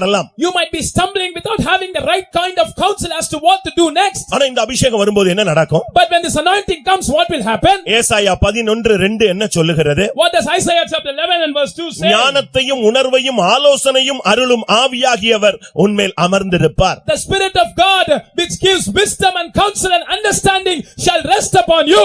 பிரியமானவர்களே, இந்த ஆவி இப்படி வரும் பொழுது உனக்கு உடனே ஆலோசனை கிடைத்துவிடும். And when the Spirit of God comes into you, you will immediately receive the counsel. சங்கீதக்காரன் சொல்லும் பொழுது, when the psalmist says, தன்னுடைய தனிப்பட்ட வாழ்வை அவன் சுட்டிக்காட்டும் பொழுது, when he points out at its personal life, தன்னுடைய வாழ்வு மிருகம் போல இருந்தது என்று சொல்லுகிறான். he says his life was like that of an animal. 73ஆம் சங்கீதம் 22ஆம் வசனத்தை பார்க்கும் பொழுது, when we read Psalms 73 and verse 22, அங்கே என்ன சொல்லப்பட்டிருக்கிறது? what is written there? நான் மூடனாக இருந்தேன், I was a fool, உமக்கு முன்பாக மிருகம் போல இருந்தேன். I was a beast before thee. ஆனா 24ஆம் வசனத்தில் அவன் சொல்லும் பொழுது, but when he continues to say in verse 24, ஆனால் உம்முடைய ஆலோசனையின்படி நீர் என்னை நடத்தி முடிவில் என்னை மகிமையிலே கொண்டு போய் சேர்க்கிறீர். thou shalt guide me with thy counsel and afterward receive me to glory. பிரியமானவர்களே, இந்த ஆவி வரும் பொழுது உங்களை சரியான ஒரு ஆலோசனை கொடுத்து வழி நடத்தும். when the Spirit comes into you, it will give you the right counsel and will lead you. இன்றைக்கு எத்தனை பேருக்கு கிருபை இல்லை என்று பேசுகிறீர்கள்? and how many of you are telling that I don't have grace? அநேகர் கிருபை இல்லை, ஒரு சில மேட்டர் சொல்லும்போது இதுக்கு எனக்கு கிருபை இல்லைன்னு சொல்லிடுவாங்க. and when we speak about certain matters, some people will come and say, I don't have the grace to do this thing. இந்த கிருபையை கூட ஆவியானவர் அனுப்புகிறார். and this grace is also supplied by the Holy Spirit. இன்னைக்கு நீங்க முடிந்து போகும் பொழுது நீங்கள் வெறுமையாக போக கூடாது. when you return today, you must not go empty. சரியான விதத்தில் ஆவியானவரை உபயோகப்படுத்தி நீங்கள் எந்த பரிதாப நிலவரத்தோடு வந்தீர்களோ அது மாற்றப்பட்டு நீங்கள் திரும்பி போக வேண்டும். You must make use of the Spirit of God in a right way, and you must forsake all your wretched state, and you must go in a blessed state. அபிஷேகம் உங்கள் துக்கத்தை சந்தோஷமாய் மாற்ற வேண்டும். The anointing must turn your sorrow into joy. அபிஷேகம் உங்களுடைய புலம்பலை ஆனந்த களிப்பாய் மாற்ற வேண்டும். The anointing must change your lamentation into songs of joy. சகரியா 12:10 என்ன சொல்லுகிறது? What does Zechariah chapter 10 and 12 and verse 10 நான் Zechariah 12:10 say? விண்ணப்பங்களின் ஆவியையும் கிருபையின் ஆவியையும் அவர்கள் மேல் ஊற்றுவேன். I will pour upon them the spirit of grace and of supplication. இந்த கிருபை ஆவியாக பரிசுத்த ஆவியாக உன்மேல் வந்து இறங்கும் பொழுது உனக்கு கிருபையிலே நீ முன்னேறிக் கொண்டே இருப்பாய். When this grace comes upon you as the spirit of grace, as a Holy Spirit, you will progress in grace. அருமையானவர்களே, இந்த அபிஷேகத்தை வைத்துக்கொண்டு நம்மில் எத்தனை பேர் தோற்றவர்களாக நடைபிணமாக வாழ்ந்து கொண்டிருக்கிறோம். Dearly beloved, how many of you are walking as a dead corpse, as a defeated person having this anointing in you? அபிஷேகம் பெற்று நாம் இருந்தால் எவ்வளவு துக்கமான ஒரு காரியம். And if we continue to remain in this state after having been anointed, how sad state we are in. ஒரு வீட்ல 2 பேரோ 5 பேரோ அபிஷேகம் பண்ணப்பட்டவர்களாக இருந்தால் அந்த இடம் எவ்வளவு மகிமையாக மாற வேண்டும். If 2 people or 5 people in a home are anointed, how glorious a place it must become. தேவன் உங்களை அசுத்தத்திற்கு அல்ல பரிசுத்தத்திற்கே அழைத்திருக்கிறார். God has not called you unto uncleanness but unto holiness. 1 பேதுரு 1 வசனத்திலே அவர் ஆவியானவர் பரிசுத்தமாக்குகிறார் என்று சொல்லி இருக்கிறது. And in 1 Peter chapter 1 and verse 2 it is said that the Holy Spirit sanctifies us. மனிதனை புனிதனாய் மாற்றக்கூடிய சக்தி பரிசுத்த ஆவிக்கு உண்டு. And the Holy Spirit has power to change a human being into a divine being. பிரியமானவர்களே, உங்களில் எத்தனை பேர் இந்த ஆவிக்கு இடம் கொடுக்கிறீர்கள்? Dearly beloved, how many of you are giving room to the Spirit? இந்த ஆவிதான் ஒரு மனிதனை மகிமையின் மேலே மகிமையடைய வைத்து அவனுடைய வாழ்வையும் ஊழியத்தையும் மறுரூபப்படுத்துகிறார். And this Spirit of God makes a person, it transforms his life and ministry and enables him to grow from glory to glory. 2 கொரிந்தியர் 3:18 வசனத்திலே நீங்கள் அதை பார்க்க இயலும். We can see that in 2 Corinthians chapter 3 and verse 18. ஆவியாய் இருக்கிற கர்த்தராலே அந்த சாயலாகத்தானே மகிமையின் மேல் மகிமையடைந்து நாம் மறுரூபப்படுகிறோம். And we are changed into that same image from glory to glory, even by the Spirit of the Lord. கர்த்தருடைய பரிசுத்த நாமத்துக்கு மகிமை உண்டாவதாக. Glory be to the name of the Lord. இப்பொழுது நாம் மறுபடியும் 1 சாமுவேலுக்கு திரும்பலாம். Now we will return and come back to 1 Samuel. இங்கே 16 வசனத்திலே அவனுக்கு அபிஷேகம் கொடுக்கப்படுகிறது. And in 1 Samuel chapter 16 and verse 13 we read that he is anointed. அது சகோதரர் நடுவில் அவனுக்கு கிடைக்கிற முதலாவது அபிஷேகம். And that was the first anointing given to him in the midst of his brethren. அது பெத்லகேமில் அவனுக்கு கிடைத்த ஒரு அபிஷேகம். That anointing was given to him in Bethlehem. அவனுடைய வீட்டிலே அவனுக்கு கிடைத்த ஒரு அபிஷேகம். And that anointing was granted to him when he was in his house. அதோட அவனுடைய லைஃப் அப்படியே புரட்டி போடப்பட்டு விட்டது. And his life underwent a total change with that anointing. இந்த அபிஷேகம் கிடைச்ச உடனே அவன் சிங்காசனத்தில் போய் உட்காரவில்லை. And when he received this anointing, he did not immediately sit on the throne. அவனை கொஞ்சம் கொஞ்சமாக கிராஜுவலா கர்த்தர் கொண்டு போய் கொண்டே இருந்தார். And the Lord is leading him gradually. ஒவ்வொரு விசை அவனை பழக்குவித்துக் கொண்டே வந்தார். And every instance the Lord is training him. அபிஷேகத்தை நீங்க எப்படி யூஸ் பண்றீங்க? And how do you make use of your anointing? இல்ல ஆவியானவர் உங்களை எப்படி யூஸ் பண்ணுகிறார்? Or how does the Spirit of the Lord make use of you? நீங்கள் சரியான விதத்திலே ஒப்பு கொடுத்தா போதும் அவர் கரங்களை எடுக்க ஆரம்பிச்சிடுவார். If you yield yourself to him in the right way, that is sufficient. He will take you in his hands and use you. இந்த அபிஷேகத்துக்கு பிறகு அவனுடைய வாழ்வு எப்படி மாறினது? And after this anointing, what sort of a change came in his life? இது முதல் கட்ட அபிஷேகம். And this is the first stage of an anointing. 1 Samuel 16:18 பார்க்கும் பொழுது When we see in 1 Samuel chapter 16 and verse 18, இந்த அபிஷேகம் அவனை வித்தியாசமாக உருவாக்க வைத்தது.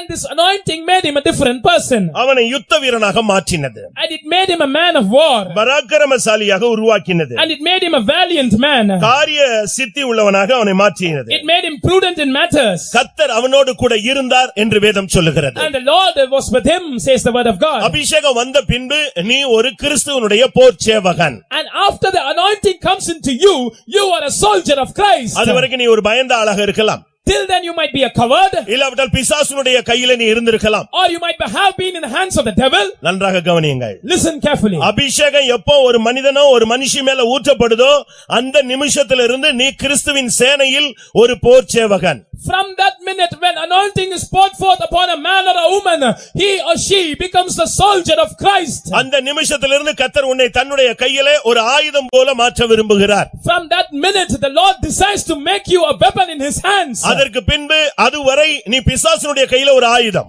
Till then you were a weapon in the hands of the devil. ஆனா அபிஷேகத்தோடு நீ தேவனுடைய கையில ஒரு பலத்த ஆயுதமாக மாற்றப்படுகிறாய். But by the help of that anointing, you are made a mighty weapon in the hands of God. இந்த அபிஷேகம் வந்த பொழுதுதான் When this anointing came upon him, ஒரு சிங்கத்தை கிழித்து போட்டான், he tore a lion, ஒரு கரடியை கொன்று போட்டான். he tore apart a bear. இந்த அபிஷேகம் அவனுக்குள்ளே பிசாசை எதிர்க்கக்கூடியவனாக, சத்துருவின் வல்லமைகளை சிதறடிக்கக்கூடியவனாய் மாற்றினது. This anointing made him to resist the devil and to scatter the powers of the enemy. இந்த அபிஷேகம் அவனை சங்கீதக்காரனாக உருவாக்கி விட்டது. And this anointing made him a psalmist. அபிஷேகம் பெற்ற பின்பு உங்களுடைய வாழ்க்கையில ஏதாவது மாற்றம் நடந்திருக்கா? After having received the anointing, has any change come in your life? கவனிங்க. Listen. அபிஷேகம் பெற்ற பின்பு என் வாழ்வில் மாற்றம் நடந்திருக்கிறதுன்னு சொல்றவங்க கைகளை வைத்துங்க. Those who say that my life has underwent a change after I received the anointing, please lift up your hands. Hallelujah. Hallelujah. தயவு செய்து அபிஷேகம் பெற்ற பின்பு வாழ்க்கையில மாற்றம் இல்லனா உங்களுக்கு அபிஷேகம் கொடுத்ததுல பிரயோஜனம் இல்லாமல் போய்விடும். And it will be unprofitable for the Lord to give you the anointing if that anointing has not brought a change in your life. இந்த அபிஷேகம் கிடைத்த பிறகுதான் அவன் கோலியாத்தை சந்திக்க வருகிறான். And after he received this anointing, he comes to meet Goliath. பிரியமானவர்களே, நீங்கள் அபிஷேகம் பெற்ற உடனே இந்த உலகம், இந்த மாமிசம், இந்த பிசாசு ஒரு மனிதனை எதிர்நோக்கி வருகிறது. And after you are anointed, this world and this flesh, the devil comes and confronts you. ஆனால் இவன் என்ன செய்தான்? And what did he do? அது அவனுக்கு ஒரு பிரச்சனையாகவே இல்ல.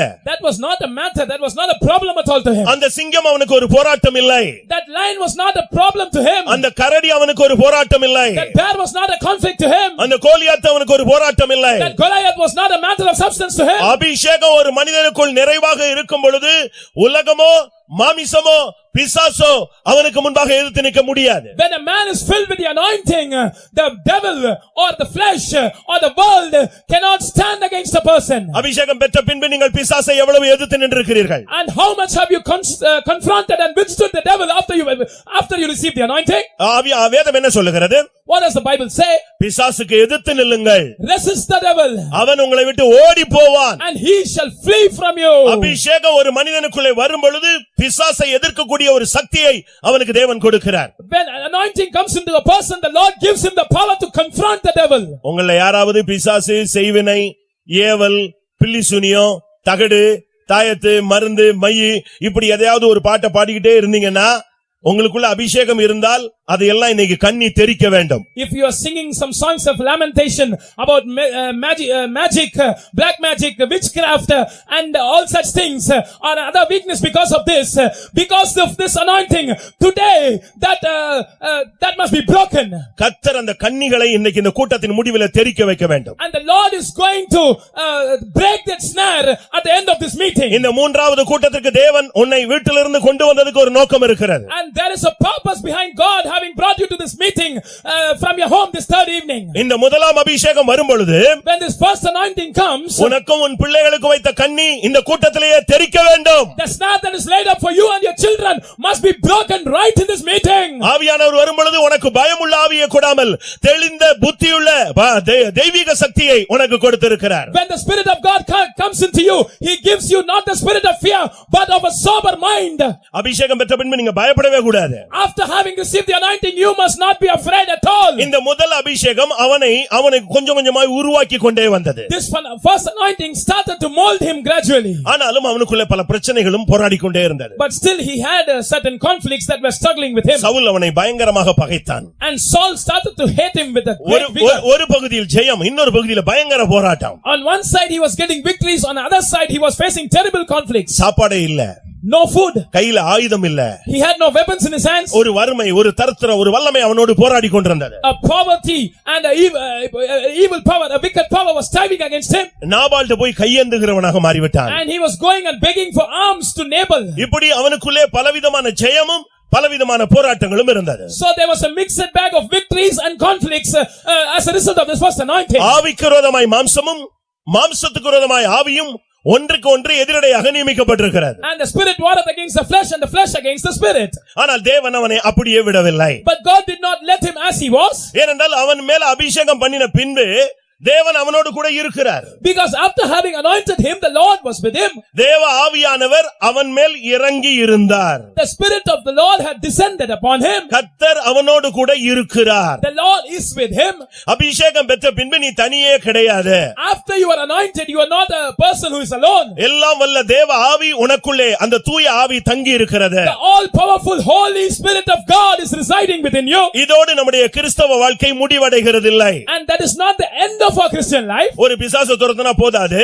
It is not sufficient if we cast out a demon. கொஞ்சம் மாம்சத்தை கட்டுப்படுத்தினா போதாது. It is not sufficient if we have some temperance, some control over the உலகத்தை body. விட்டு பிரிந்து கிறிஸ்துவுக்காக நின்றால் மட்டும் போதாது. It is not sufficient that we are separating ourselves from the world and standing for Christ. ஆனாலும் அவனுக்கு பல போராட்டங்கள் இருந்ததாக வேதம் சொல்லிக் கொண்டே இருக்கிறது. But the Bible continues to list out certain conflicts that were warring against him. அவனை ஒரு கௌதாரியை விரட்டுகிறது போல சவுல் விரட்டிக்கொண்டே வந்தான். Just like a bird was being chased after, Saul was chasing after him. ஏன் அபிஷேகம் பெற்ற பின்பு போராட்டம்? Why we have conflicts after anointing? இது எல்லாருக்கும் ஒரு கேள்வி.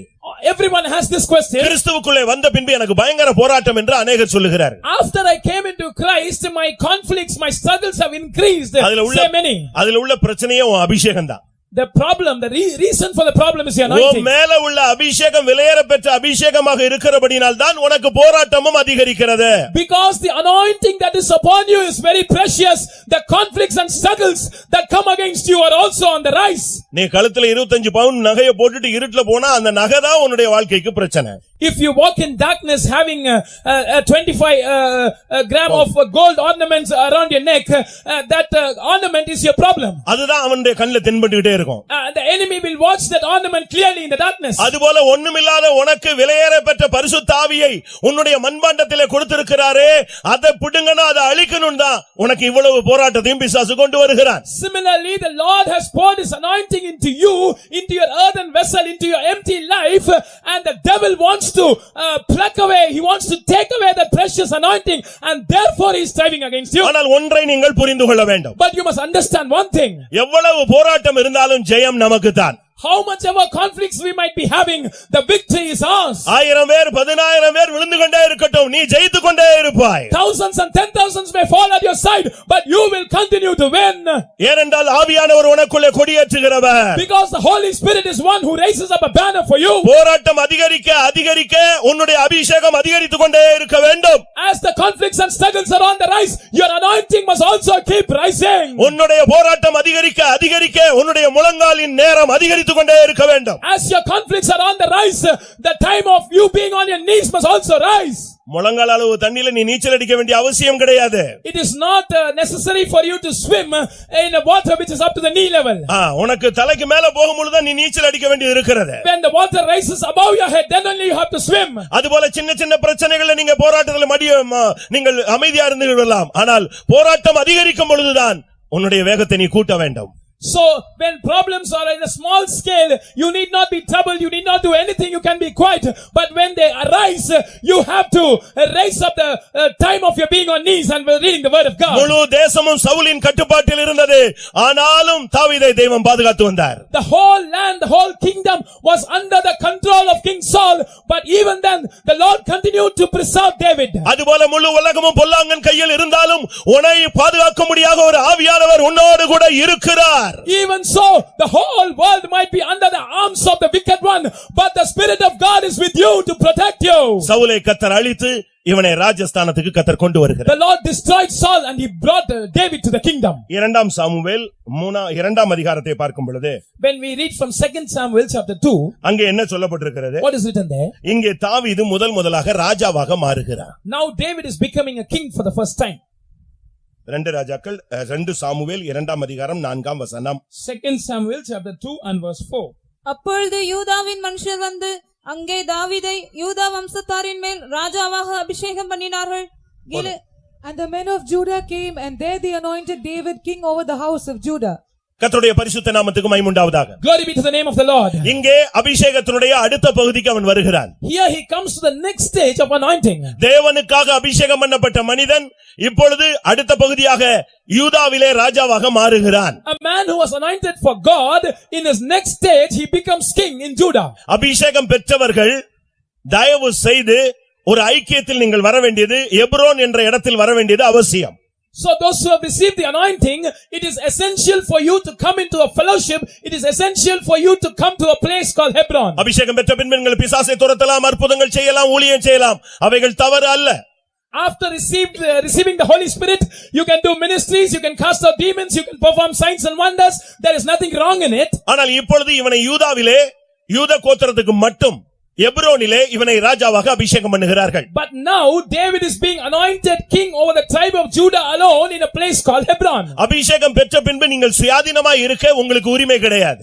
After having received the Holy Spirit, you don't have the right to remain in an individual or an independent stage. அபிஷேகம் பெற்ற பின்பு நீ ஒரு சபையாக மாற வேண்டும். After having received the anointing, you must become a church. ஒரு ஐக்கியத்துக்குள் நீங்கள் வர வேண்டியது அவசியம். It is essential for you to come into a fellowship. Hebron என்று சொன்னால் ஐக்கியம் என்று அர்த்தம். Hebron means fellowship. யூதா என்று சொன்னால் துதிக்கிறது என்று அர்த்தம். Judah means praising. ஒரு தேவனுடைய பிள்ளை துதிக்க ஆரம்பித்து அவனுக்கு அபிஷேகம் கிடைக்க ஆரம்பித்தால் அவன் எப்ரோனிலே வந்து ஐக்கியப்பட வேண்டியது அவசியம். When a child of God starts praising God and when he receives the anointing, it is essential for him to come into Hebron, into a fellowship. முதலாவது அபிஷேகத்தில் அவனுக்கு ஓரளவு வாழ்க்கையிலே ஒரு முன்னேற்றமும் ஒரு பாடமும் கற்றுக்கொண்டான்.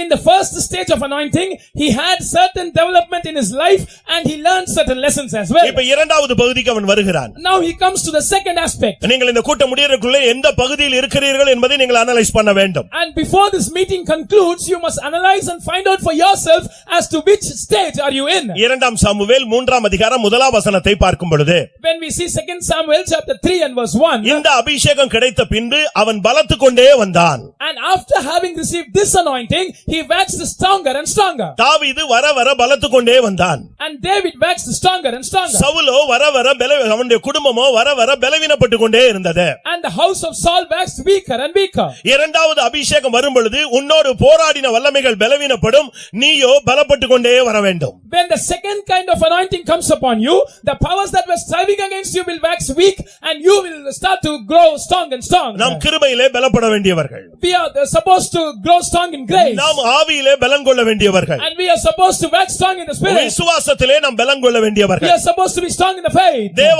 ஆவியிலே நாம் பலன் கொண்டு முன்னேற வேண்டியவர்கள். And we are supposed to grow in the spirit of God. இந்த எப்ரோனிலே இவன் 7 வருடம் அவர் ராஜாவாக இருந்தான். And he was king in Hebron. 7.5 வருடம் இவன் ராஜாவாக இருந்தான். He was king in Hebron for 7.5 years. இரண்டாம் சாமுவேல் 5:5 இது சொல்லப்பட்டிருக்கிறது. And this is written in 2 Samuel 5:5. பிரியமானவர்களே, உங்களுடைய அபிஷேகத்தில் நீங்க எத்தனை வருஷம் ஒரே அபிஷேகத்தில் ஸ்டாண்ட் பண்றீங்கங்கிறதுக்கு இந்த வசனத்தை நான் சொல்லுகிறேன். And I'm quoting these words for you to check that you are standing in the same stage of anointing for how long. அந்த துவக்கத்துல பெற்ற அபிஷேகத்திலேயே நீங்க வருஷக்கணக்கா உட்கார்ந்துட்டே இருக்க கூடாது. You must not remain in that first anointing that you received for several years together. அதே அந்நிய பாஷையிலேயே உட்கார்ந்து கொண்டிருக்க கூடாது. You must not continue to remain in that very same unknown tongue that you received the first time. நவமான பாஷைகளை பேசுவார்கள். They will speak in new tongues. பரிசுத்தாவியின் புதிதாக்குதலினால் அவர்களை ரட்சித்தார். He saved them by the renewing of the Holy Ghost. அபிஷேகத்திலேயே ஒரே அபிஷேகத்துல நம்ம stand பண்ணி அதே Christian லைஃப்ல நிக்க கூடாது. நாம் பூரணத்தை நோக்கி போக வேண்டியவர்கள். We must not stand for long in the same level of anointing and we must grow forward and reach to perfection. 7.5 வருடம் எப்ரோனில மட்டுமே ராஜாவாக யூதா கோத்திரத்துக்கு ஒரே ஒரு கோத்திரத்துக்கு மாத்திரம். அப்படின்னா என்ன? ஜெபிப்பான் துதிப்பான் அவ்வளவுதான். ஏதோ ஒரு காரியத்துல முன்னேறி கொண்டிருந்தான் அவ்வளவுதான். And he was king over the tribe of Judah alone, one tribe alone in Hebron for 7.5 years. That means he will pray, he will praise God. He had victory over one aspect, that's all. அவனுடைய குடும்பம் பலத்து கொண்டே வந்தது. And his family waxed stronger and stronger. Business நல்லா போகுது. And the business is prospering. நல்ல வீடு கிடைக்குது, வசதி கிடைக்குது. எல்லா உலக பிரகாரமான எல்லா ஆசீர்வாதங்களும் உனக்கு அதிகமாக கிடைக்கிறது. And he had house, he had good comforts and you are getting all manner of physical benefits. இது போதும் என்று நாம் எண்ணி விடக் கூடாது. We must not conclude that this is enough for me. இது ஒரு பகுதி தான் நமக்கு கிடைத்திருக்கிறது. And this is just one aspect. நீங்கள் 2 சாமுவேல் 3ஆம் அதிகாரம் 1ஆம் வசனத்தில் பார்க்கும் பொழுது, when you see in 2 Samuel chapter 3 and verse 1, தாவீது பலத்தான் என்று சொல்லி இருக்கிறது. it is written that David waxed stronger. அதே 2 சாமுவேல் 3 கடைசி வசனத்தை பார்க்கும் பொழுது, when we see the same chapter 2 Samuel chapter 3 verse last verse, வெளியரங்கமாக அவன் பலத்தவனாய் இருந்தான், உள்ளான மனுஷனிலே அவன் பலவீனனாக இருந்தான். outwardly he was a strong man but inner man his inner man was weak. வாசியுங்கள். Please read that verse. நான் ராஜாவாக அபிஷேகம் பண்ணப்பட்டவனாய் இருந்த போதிலும் நான் இன்னும் பலவீனன். செரியாவின் குமாரராகிய இந்த மனுஷர் என் பலத்துக்கு மிஞ்சினவர்களாய் இருக்கிறார்கள். And I am this day weak, though anointed king, and these men, the sons of Zeruiah, be too hard for me. கர்த்தருடைய பரிசுத்த நாமத்துக்கு மகிமை உண்டாவதாக. Glory be to the holy name of the Lord. அபிஷேகம் இரண்டாவது அபிஷேகம் அவனுக்கு கிடைத்து விட்டது. Now he has received the second anointing. ஆனா இப்ப சொல்றான், நான் ராஜாவாக அபிஷேகம் பண்ணப்பட்டவன், I am anointed king, ஆனால் இன்னும் நான் பலவீனனாதான் இருக்கிறேன். but I am continuing to be weak. எவ்வளவு நிர்பந்தமான ஒரு அறிக்கை என்பதை நீங்கள் பாருங்க. See what a wretched confession this is. அதுக்கு காரணம் சொல்லுகிறான், And he says the reason for என்னுடைய that. பலத்துக்கு மிஞ்சி 3 சக்திகள் போராடுகிறது. And 3 powers are striving and they are more than enough for me. அதாவது செரியாவின் குமாரர் என்கிற 3 சக்திகளை அவன் சொல்லுகிறான். And he mentions about the sons of Zeruiah, the three people. செரியாவுக்கு 3 பிள்ளைகள். Zeruiah had 3 sons. ஒன்று யோவாப், One was Joab. மற்றொன்று அபிசாய், The second was Abishai. மூன்றாவது ஆசகேல். The third was Asahel. இந்த இடத்துல தான் அவன் சொல்றான், அவங்க என்னை விட பலத்தவளா இருக்கிறாங்க, நான் இப்ப ரொம்ப பலவீனனாக இருக்கிறேன். And he says, looking at them, that these men are too hard for me and I am weaker than them. நான் திரும்பவும் சொல்லுகிறேன், And I repeat, அபிஷேகத்தை சரியான விதத்துல உபயோகப்படுத்தாவிட்டால் சில காரியத்துல நாம் பலவீனமா இருப்போம், சில காரியங்களில ஸ்ட்ராங்கா இருப்போம். and if we don't make proper use of the anointing, we will be prospering and we will be strong in certain aspects, but on the other aspects we will be weak. என்ன நடந்தது தெரியுமா? What happened, you know? அந்த 3 பேரும் இவனை control பண்ண ஆரம்பிச்சாங்க. And these 3 people started to control David. யோவாப் என்று சொன்னால் பழிவாங்கும் தன்மை. Joab means the spirit of taking revenge. அபிசாய் என்று சொன்னால் தாங்க முடியாத தன்மை. And Abishai means an unbearable spirit. ஆசகேல் என்று சொன்னால் பிடிவாத தன்மை. And Asahel means the nature of stubbornness. யோவாபுக்கு யாராவது தன்னுடைய தம்பிங்களுக்கு பிரச்சனை பண்ணிட்டாங்கன்னா அவங்கள கொல்லாம அவன் விடவே முடியாது அவனால. And if someone creates some trouble for the brothers of Joab, immediately he will set out to take revenge on them and kill them. அபிஷாய்க்கு யாராவது ஏதாவது வார்த்தை சொன்னா அவனால பேர் பண்ணவே முடியாது. And if someone says something to Abishai, he cannot bear that at all. ஆசகேல் நீ போயிடுன்னு சொன்னாலும் போக மாட்டான். பிடிவாதமா ஒருத்தனை போயிட்டு பின்னா ஓடிய போய் செத்து போனான். And Asahel, if someone says you need not go, but he will not obey, he will not accept that, he will be stubborn, and he was stubborn and he continued to run and finally he died. அபிஷேகம் பெற்ற உங்களோடு போராடுகிற சக்திகளை நான் உங்களுக்கு முன்பாக வைக்கிறேன். And I am placing before you certain powers that are striving against you. இரண்டாவது அபிஷேகத்தை அவன் பெற்றுவிட்டான். Now he has received the second ஒரு anointing. பகுதியிலே அவன் சொல்லுகிறான் தன்னுடைய அறிக்கையிலே, என்னுடைய குடும்பம் பலத்திருக்கிறது. On one aspect his confession is that my house is strong. காரணம் ஒரே ஒரு கோத்திரத்தின் மேல் தான் அவனுக்கு ஜெயம். Because he has victory over one tribe. ஆனால் ஆண்டவர் அவனை அப்படியே விடவில்லை. But God did not let him as he was. அந்த பலவீனன் என்கிற அறிக்கையிலே தேவன் அவனை விடவில்லை. The Lord did not let him to remain in that state of confession where he confessed that he was weak. மூன்றாவது அபிஷேகத்தை பாருங்க. Now come to the third anointing. 2 Samuel 5ஆம் அதிகாரம் 3ஆம் வசனம். 2 Samuel chapter 5 and verse 3. இஸ்ரவேலின் மூப்பர் எல்லாரும் எப்ரோனிலே ராஜாவினிடத்தில் வந்தார்கள். தாவீது ராஜா எப்ரோனிலே கர்த்தருக்கு முன்பாக அவர்களோட உடன்படிக்கை பண்ணின பின்பு அவர்கள் தாவீதை இஸ்ரவேலின் மேல் ராஜாவாக அபிஷேகம் பண்ணினார்கள். So all the elders of Israel came to the king to Hebron, and King David made a league with them in Hebron before the Lord, and they anointed David king over Israel. கர்த்தருடைய பரிசுத்த நாமத்துக்கு மகிமை உண்டாவதாக. Glory be to the holy name of the Lord. இதுதான் 12 கோத்திரத்தின் மேல் உள்ள ஆளுகை அவனுக்கு கிடைக்கிற ஒரு அபிஷேகம். And this is an anointing whereby he received dominion over all the 12 tribes. சாகும் வரை இந்த அபிஷேகத்தில் இருந்து 33 வருஷம் இந்த அபிஷேகத்தில் நிலைத்திருந்து தன்னுடைய ஓட்டத்தை அவன் முடிக்கிறான். And he abode in that anointing for his lifetime, and for 33 and a half years he continued to be in the throne, and he died with that anointing. 7.5 வருடம் ஒரு கோத்திரத்தின் மேலே அவனுக்கு ஆளுகை இருந்தது.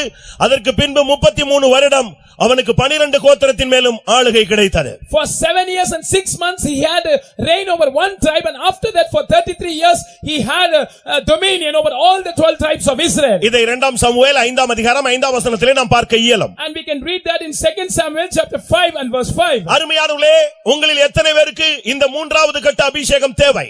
Dearly beloved, how many of you need this third stage of an anointing? ஒரு குறிக்கப்பட்ட வாழ்க்கையிலே நீங்கள் சிக்கிக்கொண்டு அதிலே நீங்கள் ஜெயம் பெற்று மற்றதிலே தோல்வி அடைந்து உங்களுடைய ஓட்டத்தை நீங்கள் முடிக்க கூடாது. You must not end your race having received an anointing and having gained dominion over certain aspects of your life, but continuing in failures in all the other aspects. நம்மில் அன்பு கூறுகிறவராலே நாம் முற்றும் ஜெயங்கொள்ளுகிறவர்களாய் இருக்கிறோமே.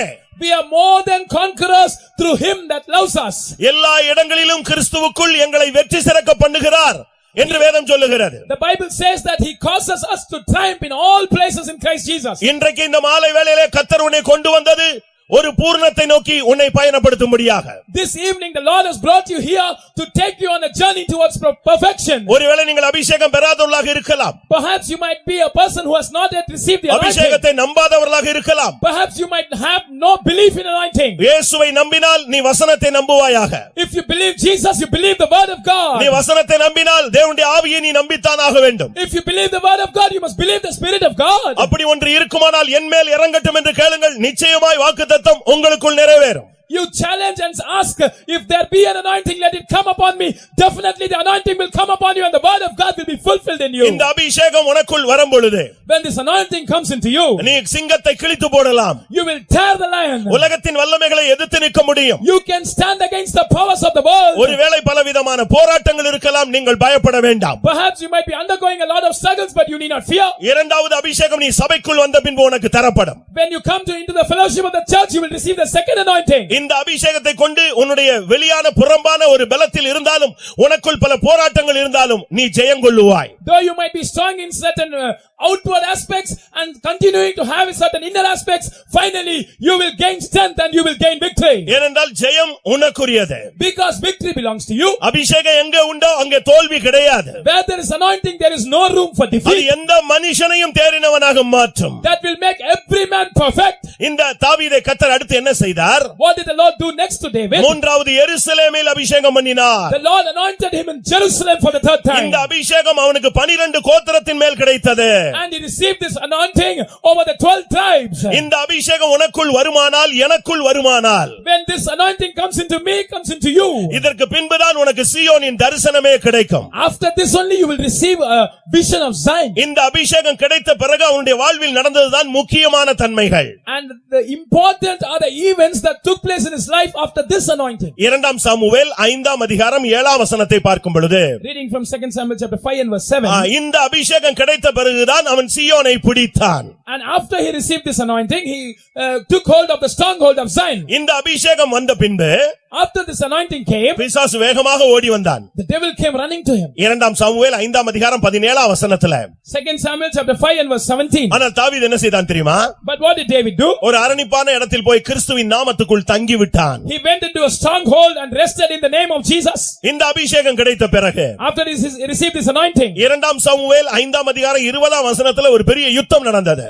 2 Samuel chapter 5 and verse 20, we read about a great அங்க battle. என்ன நடந்தது? And what did happen இந்த there? மூன்றாவது கட்ட அபிஷேகத்தோடு போன பொழுது தண்ணீர் உடைந்து ஓடுகிறது போல சத்துருக்களை கர்த்தர் ஓட பண்ணினார். When he went into this battle with the third anointing, the Lord had broken forth mine enemies before me as the breach of water, says David. இந்த அபிஷேகம் கிடைத்த பிறகு, After he received this anointing, 2 Samuel 6 அதிகாரம் 16 வசனத்தின்படி, 2 Samuel chapter 6 and verse 16, பெட்டி தாவீது உடன்படிக்கை பெட்டி தாவீதின் நகரத்துக்கு வந்து சேர்ந்தது. the ark of the covenant, the ark of the Lord came into the city of David. அருமையான சகோதரனே சகோதரியே, Beloved brother sister, நீ இழந்து போன கிருபைகள் அபிஷேகம் எல்லாம் இந்த மூன்றாம் அபிஷேகத்திலே உனக்கு வந்து சேரும். in this third anointing you will be restored.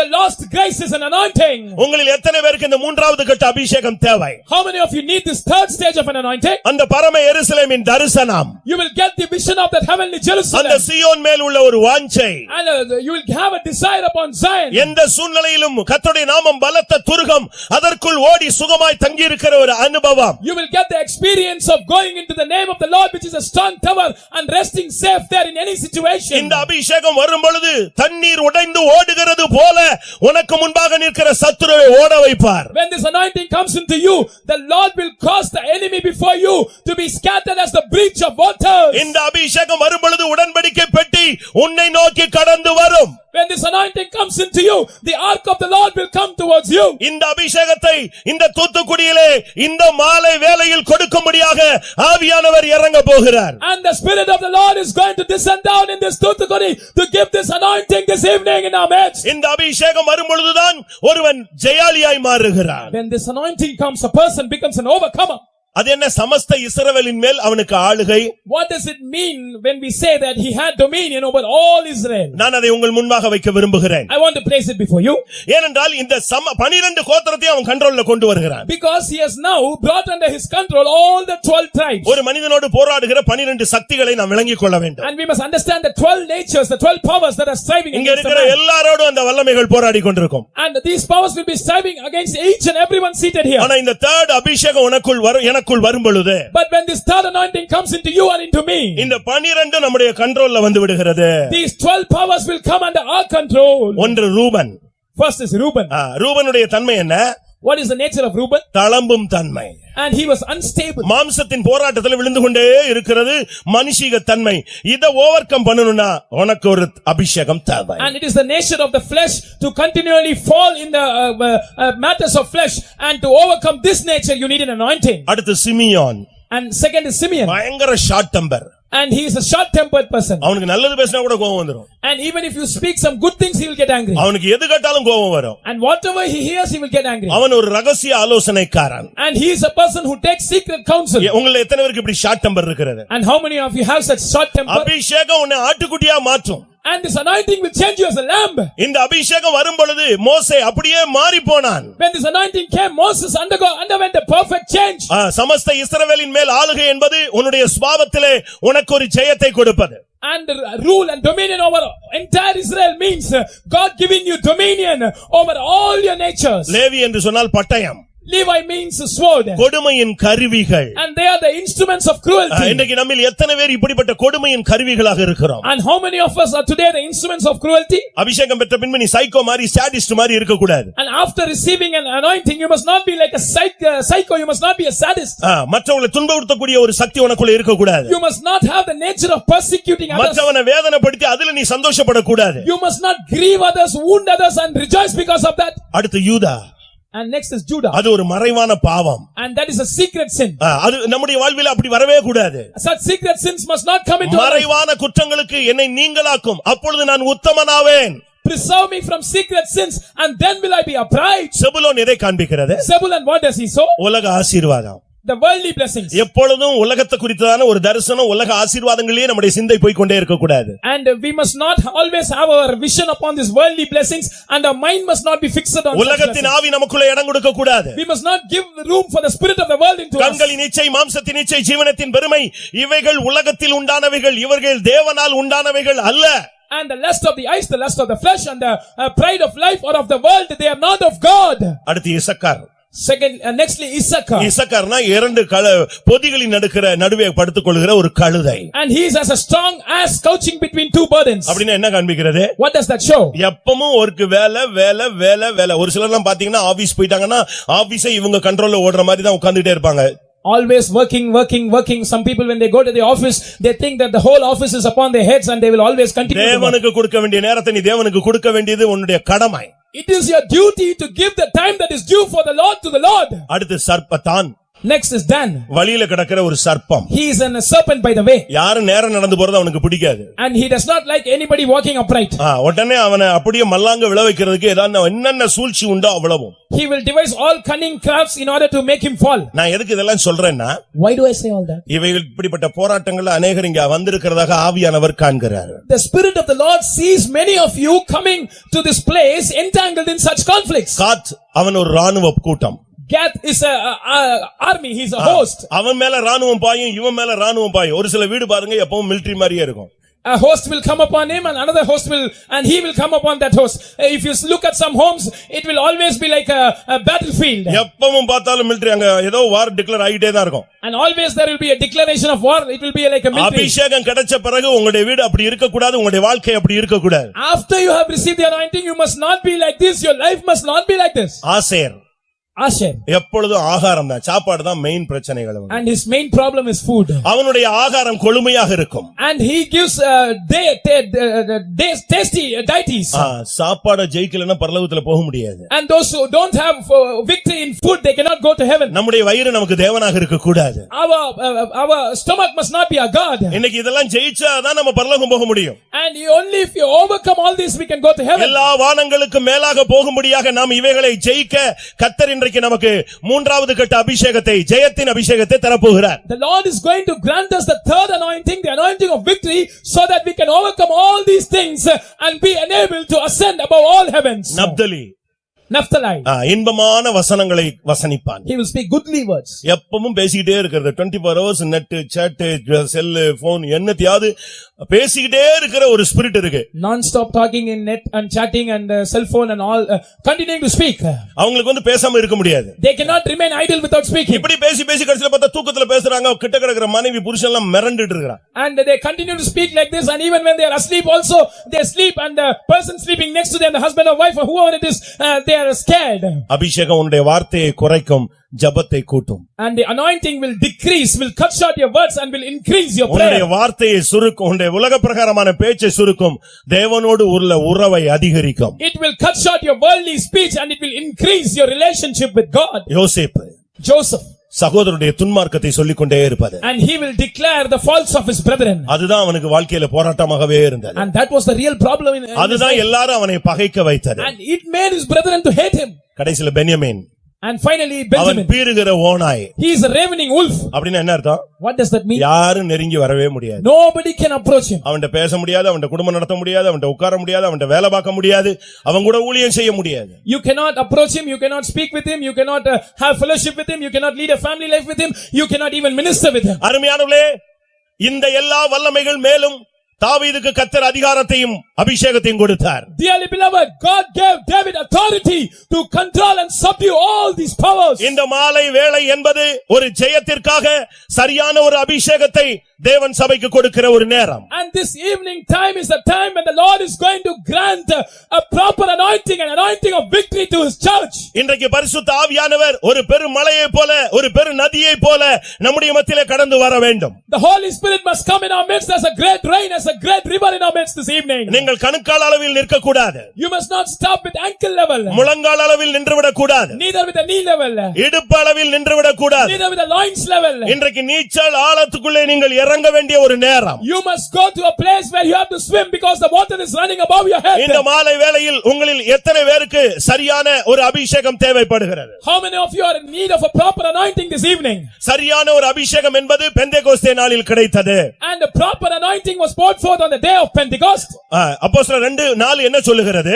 What does Acts of the Apostles 2:4 say? அவர்கள் பரிசுத்த ஆவியை பெற்றுக்கொண்டார்கள் அல்ல, பரிசுத்த ஆவியினால் நிரப்பப்பட்டார்கள். It is not written that they received the Holy Spirit. It is written that they were filled with the Holy Spirit. அந்த அபிஷேகத்தில் நிரப்பப்பட்ட ஒரு அனுபவம் தான் நமக்கு தேவை. And we need this experience of being filled with the Holy Spirit. அபிஷேகத்தை பெற்றுக்கொண்டேன் என்று நீங்கள் சொல்லாதீர்கள். You must not say that I have received the Holy Spirit. அபிஷேகத்தினாலே உங்கள் பாத்திரம், உங்களுடைய சரீரம், உங்களுடைய ஆவி, உங்களுடைய ஊழியம், உங்களுடைய வாழ்வு எல்லாமே நிரப்பப்படுவதாக. Let your vessel, let your body, let your ministry, let your life, let every aspect of your being be filled with the anointing. நீங்கள் ஒரு சீடர்களாக இருந்தால், சீஷர்களாக If இருந்தால், you are a disciple, அப்போஸ்தலர் 13:52 சொல்லுகிறது, சீடர்கள் பரிசுத்த ஆவியினால் நிரப்பப்பட்டார்கள்.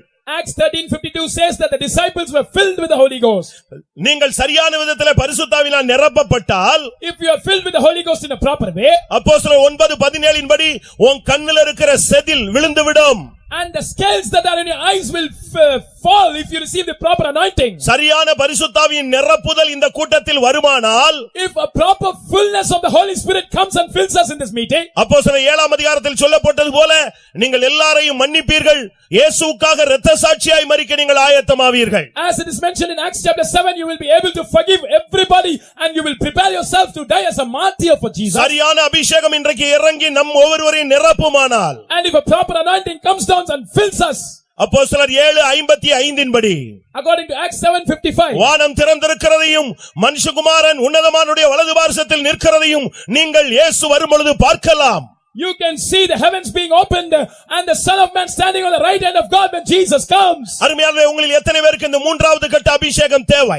How many of you need this third stage of anointing? இது ஒரு அபிஷேகத்தின் நேரம். This is the time of anointing. தேவ ஆவியானவர் ஈவாக இறங்கக்கூடிய ஒரு நேரம். This is the time when the Lord is going to descend as a gift in our midst. அபிஷேகம் தேவைப்படுகிறவர்கள் ஒரு விசை நீங்கள் கண்களை மூடலாம். Those who need an anointing, you can close your eyes. ஒருவேளை நீங்கள் அபிஷேகம் பெறாதவர்களாக இருந்தால் கண்களை மூடி நெடுமுழங்காலில் நின்று ஆண்டவர் ஆண்டவரே இவ்வளவு நேரம் நான் கேட்ட அந்த ஆவியானவர் என் மேல் வந்து அமர வேண்டும், என்னை நிரப்ப வேண்டும், என்னை நீர் ஆட்கொள்ள வேண்டும் என்று நீங்கள் கேளுங்கள்.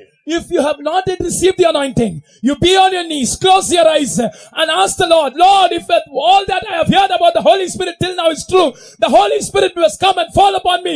He must fill me and He must fill me, you must ask. நான் என்றைக்கோ ஒரு நாள் அபிஷேகம் பண்ணப்பட்டேன். I was anointed some day back. அந்த அபிஷேகத்திலே நான் இருந்து கொண்டிருக்கிறேன். And I am continuing in that same anointing. நான் ஏதோ ஜெபிக்கிறேன், I am praying to ஏதோ சபைக்கு போகிறேன், I am going to the church. ஏதோ ஒரு கிறிஸ்தவ வாழ்க்கையை ஓரளவு வாழ்ந்து கொண்டிருக்கிறேன். I am leading a Christian life to some extent. எனக்கு பலவிதமான போராட்டங்கள் பிரச்சனைகள் இருந்து கொண்டுதான் இருக்கிறது. I have a lot of struggles and conflicts. இப்படி அறிக்கை உள்ளவர்கள் நெடுமுழங்கால் போடுங்கள்.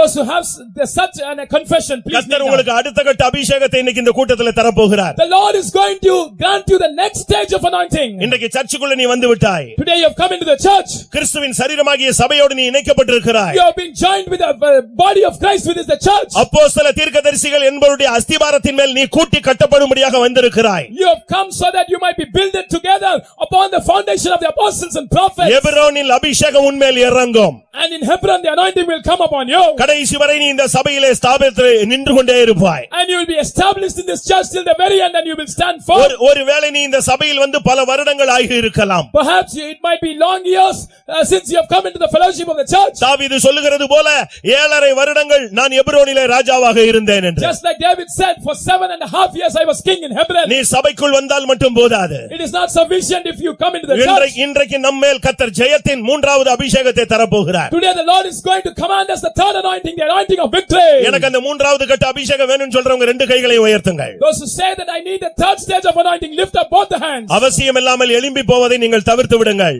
And don't get up and go without any necessity. அது உன்னுடைய வாழ்வுக்கு பயன் தராது. That will not profit your life. ஒரு சில நிமிடங்கள் ஆவியானவருக்கு ஒப்பு கொடுத்து விட்டு போங்கள், அது உங்களுடைய வாழ்வை சிறப்பாக மாற்றும். Yield yourself to the Spirit of God for a few minutes, and that will beautify your life. இன்றைக்கு அந்த 3வது அபிஷேகம் வரும் பொழுது, when the third anointing comes down today, உனக்கு சீயோனின் தரிசனம், you will have the vision of Zion. அந்த பரம எருசலேமின் தரிசனம். You will have the vision of the heavenly Jerusalem. எத்தனை பேருக்கு அந்த ஜெயத்தின் அபிஷேகம் வேணும்? And how many of you need that anointing of victory? ஓ, இந்த அபிஷேகம் உன்னை சீயோனை பிடிக்க வைக்கும். That anointing will help you to capture Zion. இந்த அபிஷேகம் வரும் பொழுது ஒரு வல்லமையும் உன்னை தொட முடியாது.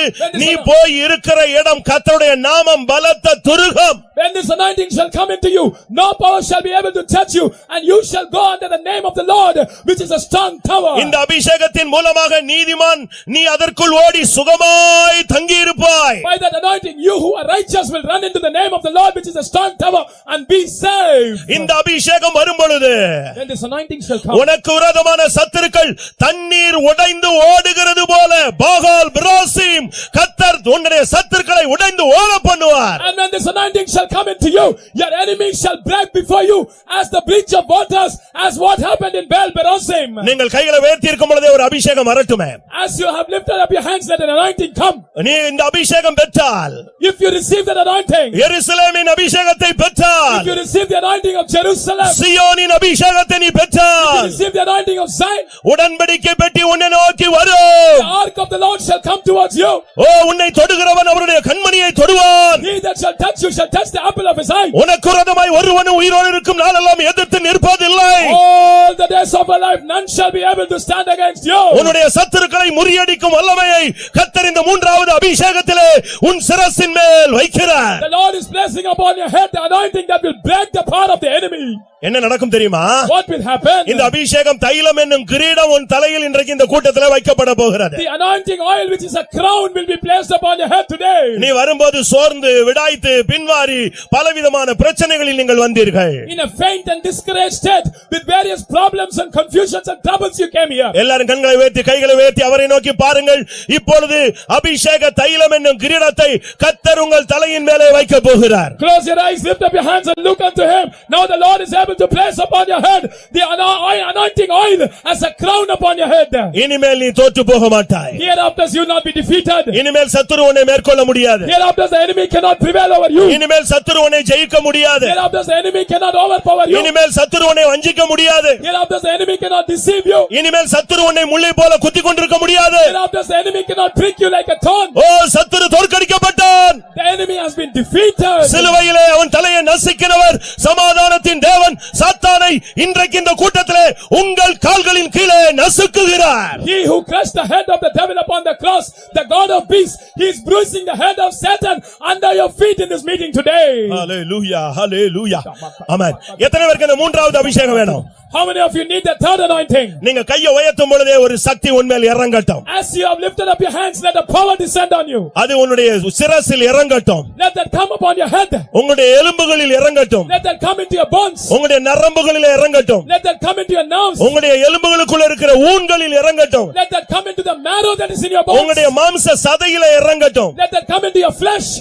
உன்னுடைய தோலில் இறங்கட்டும். Let that descend upon your flesh. உன்னுடைய ஒவ்வொரு மயிர் கால்களிலும் இறங்கட்டும். Let that descend upon every hair bone. உன்னுடைய ஒவ்வொரு சொட்டு இரத்தத்திலும் அந்த அக்கினி வல்லமை இறங்கட்டும். That fire up. The fire come upon every blood vessel. Hallelujah, hallelujah, hallelujah, hallelujah. Amen. ஒருவேளை எனக்கு நல்ல அபிஷேகம் கிடைத்து நான் அதை இழந்து போன ஒரு நிலவரத்தில் இங்கே முழங்காலில் மன்றாடி கொண்டிருக்கிறேன் என்று சொல்லுகிறவர்கள் யாராவது இருந்தால் உங்களுடைய ஒரு கரத்தை உயர்த்துங்கள். Perhaps if there is anybody who is saying, I had an anointing once upon a time, but now I have lost it, and now I am struggling with God to receive that anointing back. Those who say so, lift up one hand. நீங்கள் செய்ய வேண்டிய பரிகாரம் தான் என்ன?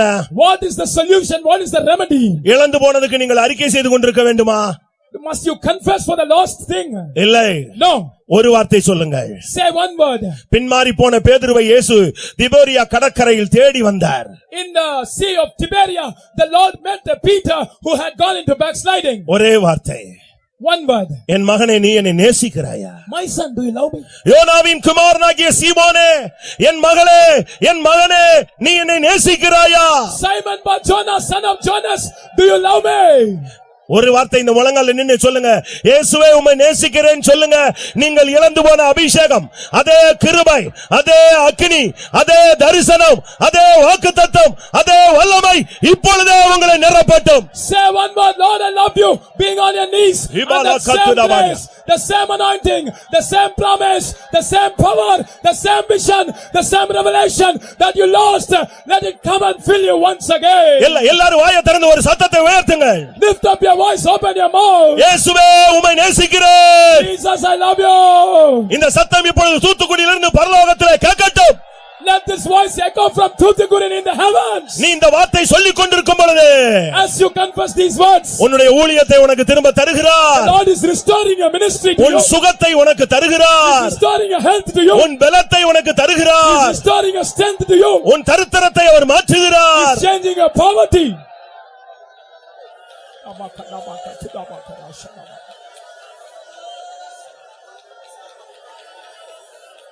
ஹalleluya ரிக்கபலபகதுனம. கர்த்தாவே எனக்கு ஒரு அபிஷேகத்தை இன்னைக்கு தாரும் ஆண்டவரே. Lord, give me an anointing today. நான் உமக்காக தாவீதை போல நான் உமக்காக அபிஷேகம் பண்ணப்பட்டவன்.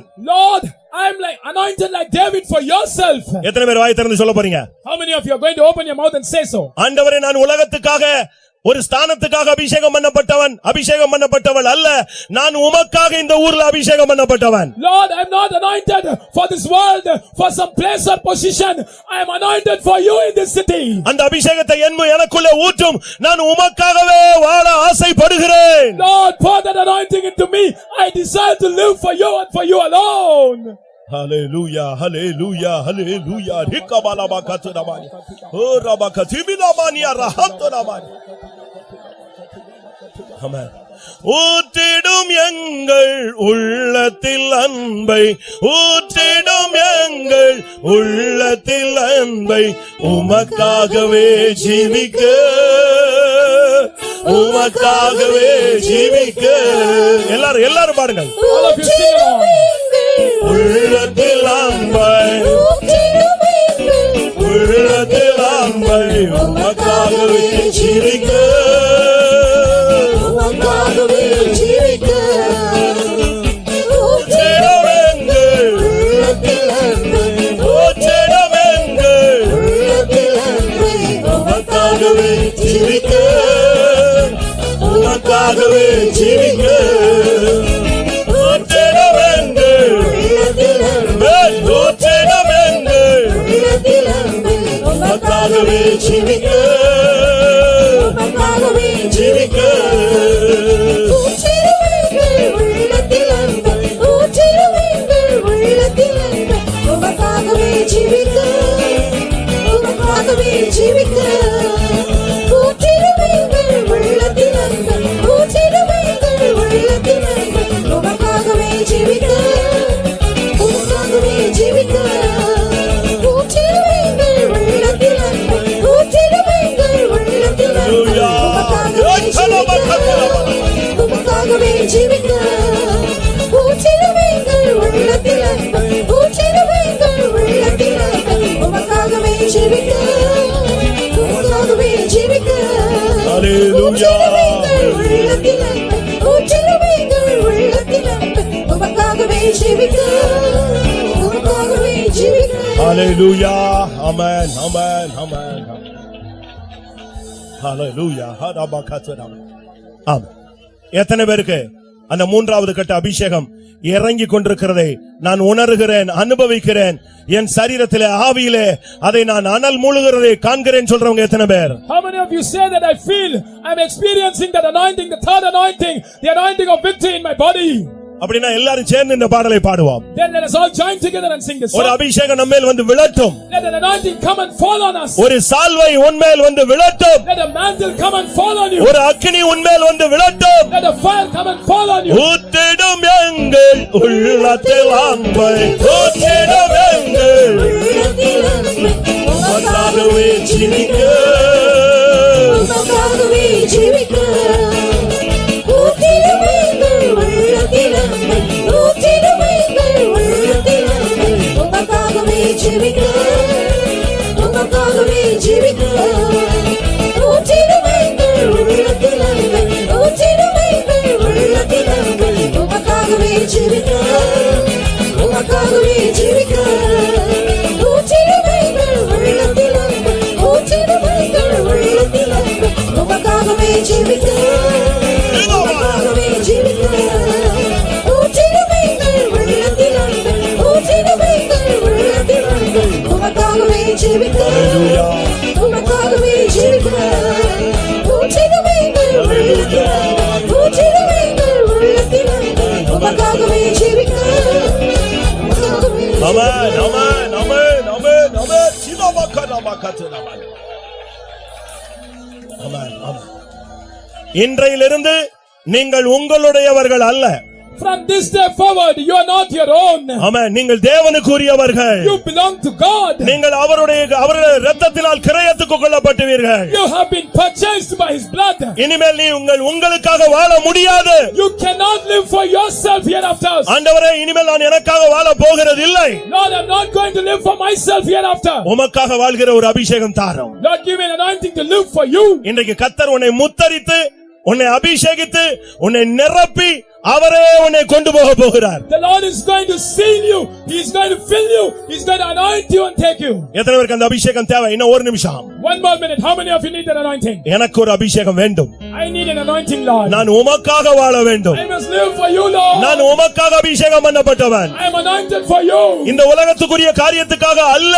Not for some worldly purpose. எத்தனை பேர் இயேசுவுக்காக அபிஷேகம் பண்ணப்பட்டவர்கள்? How many of you are anointed for Jesus? எத்தனை பேர் எருசலேமுக்காக அபிஷேகம் பண்ணப்பட்டவர்கள்? How many of you are anointed for Jerusalem? எத்தனை பேர் சீயோனுக்காக அபிஷேகம் How பண்ணப்பட்டவர்கள்? many of you are anointed for Zion?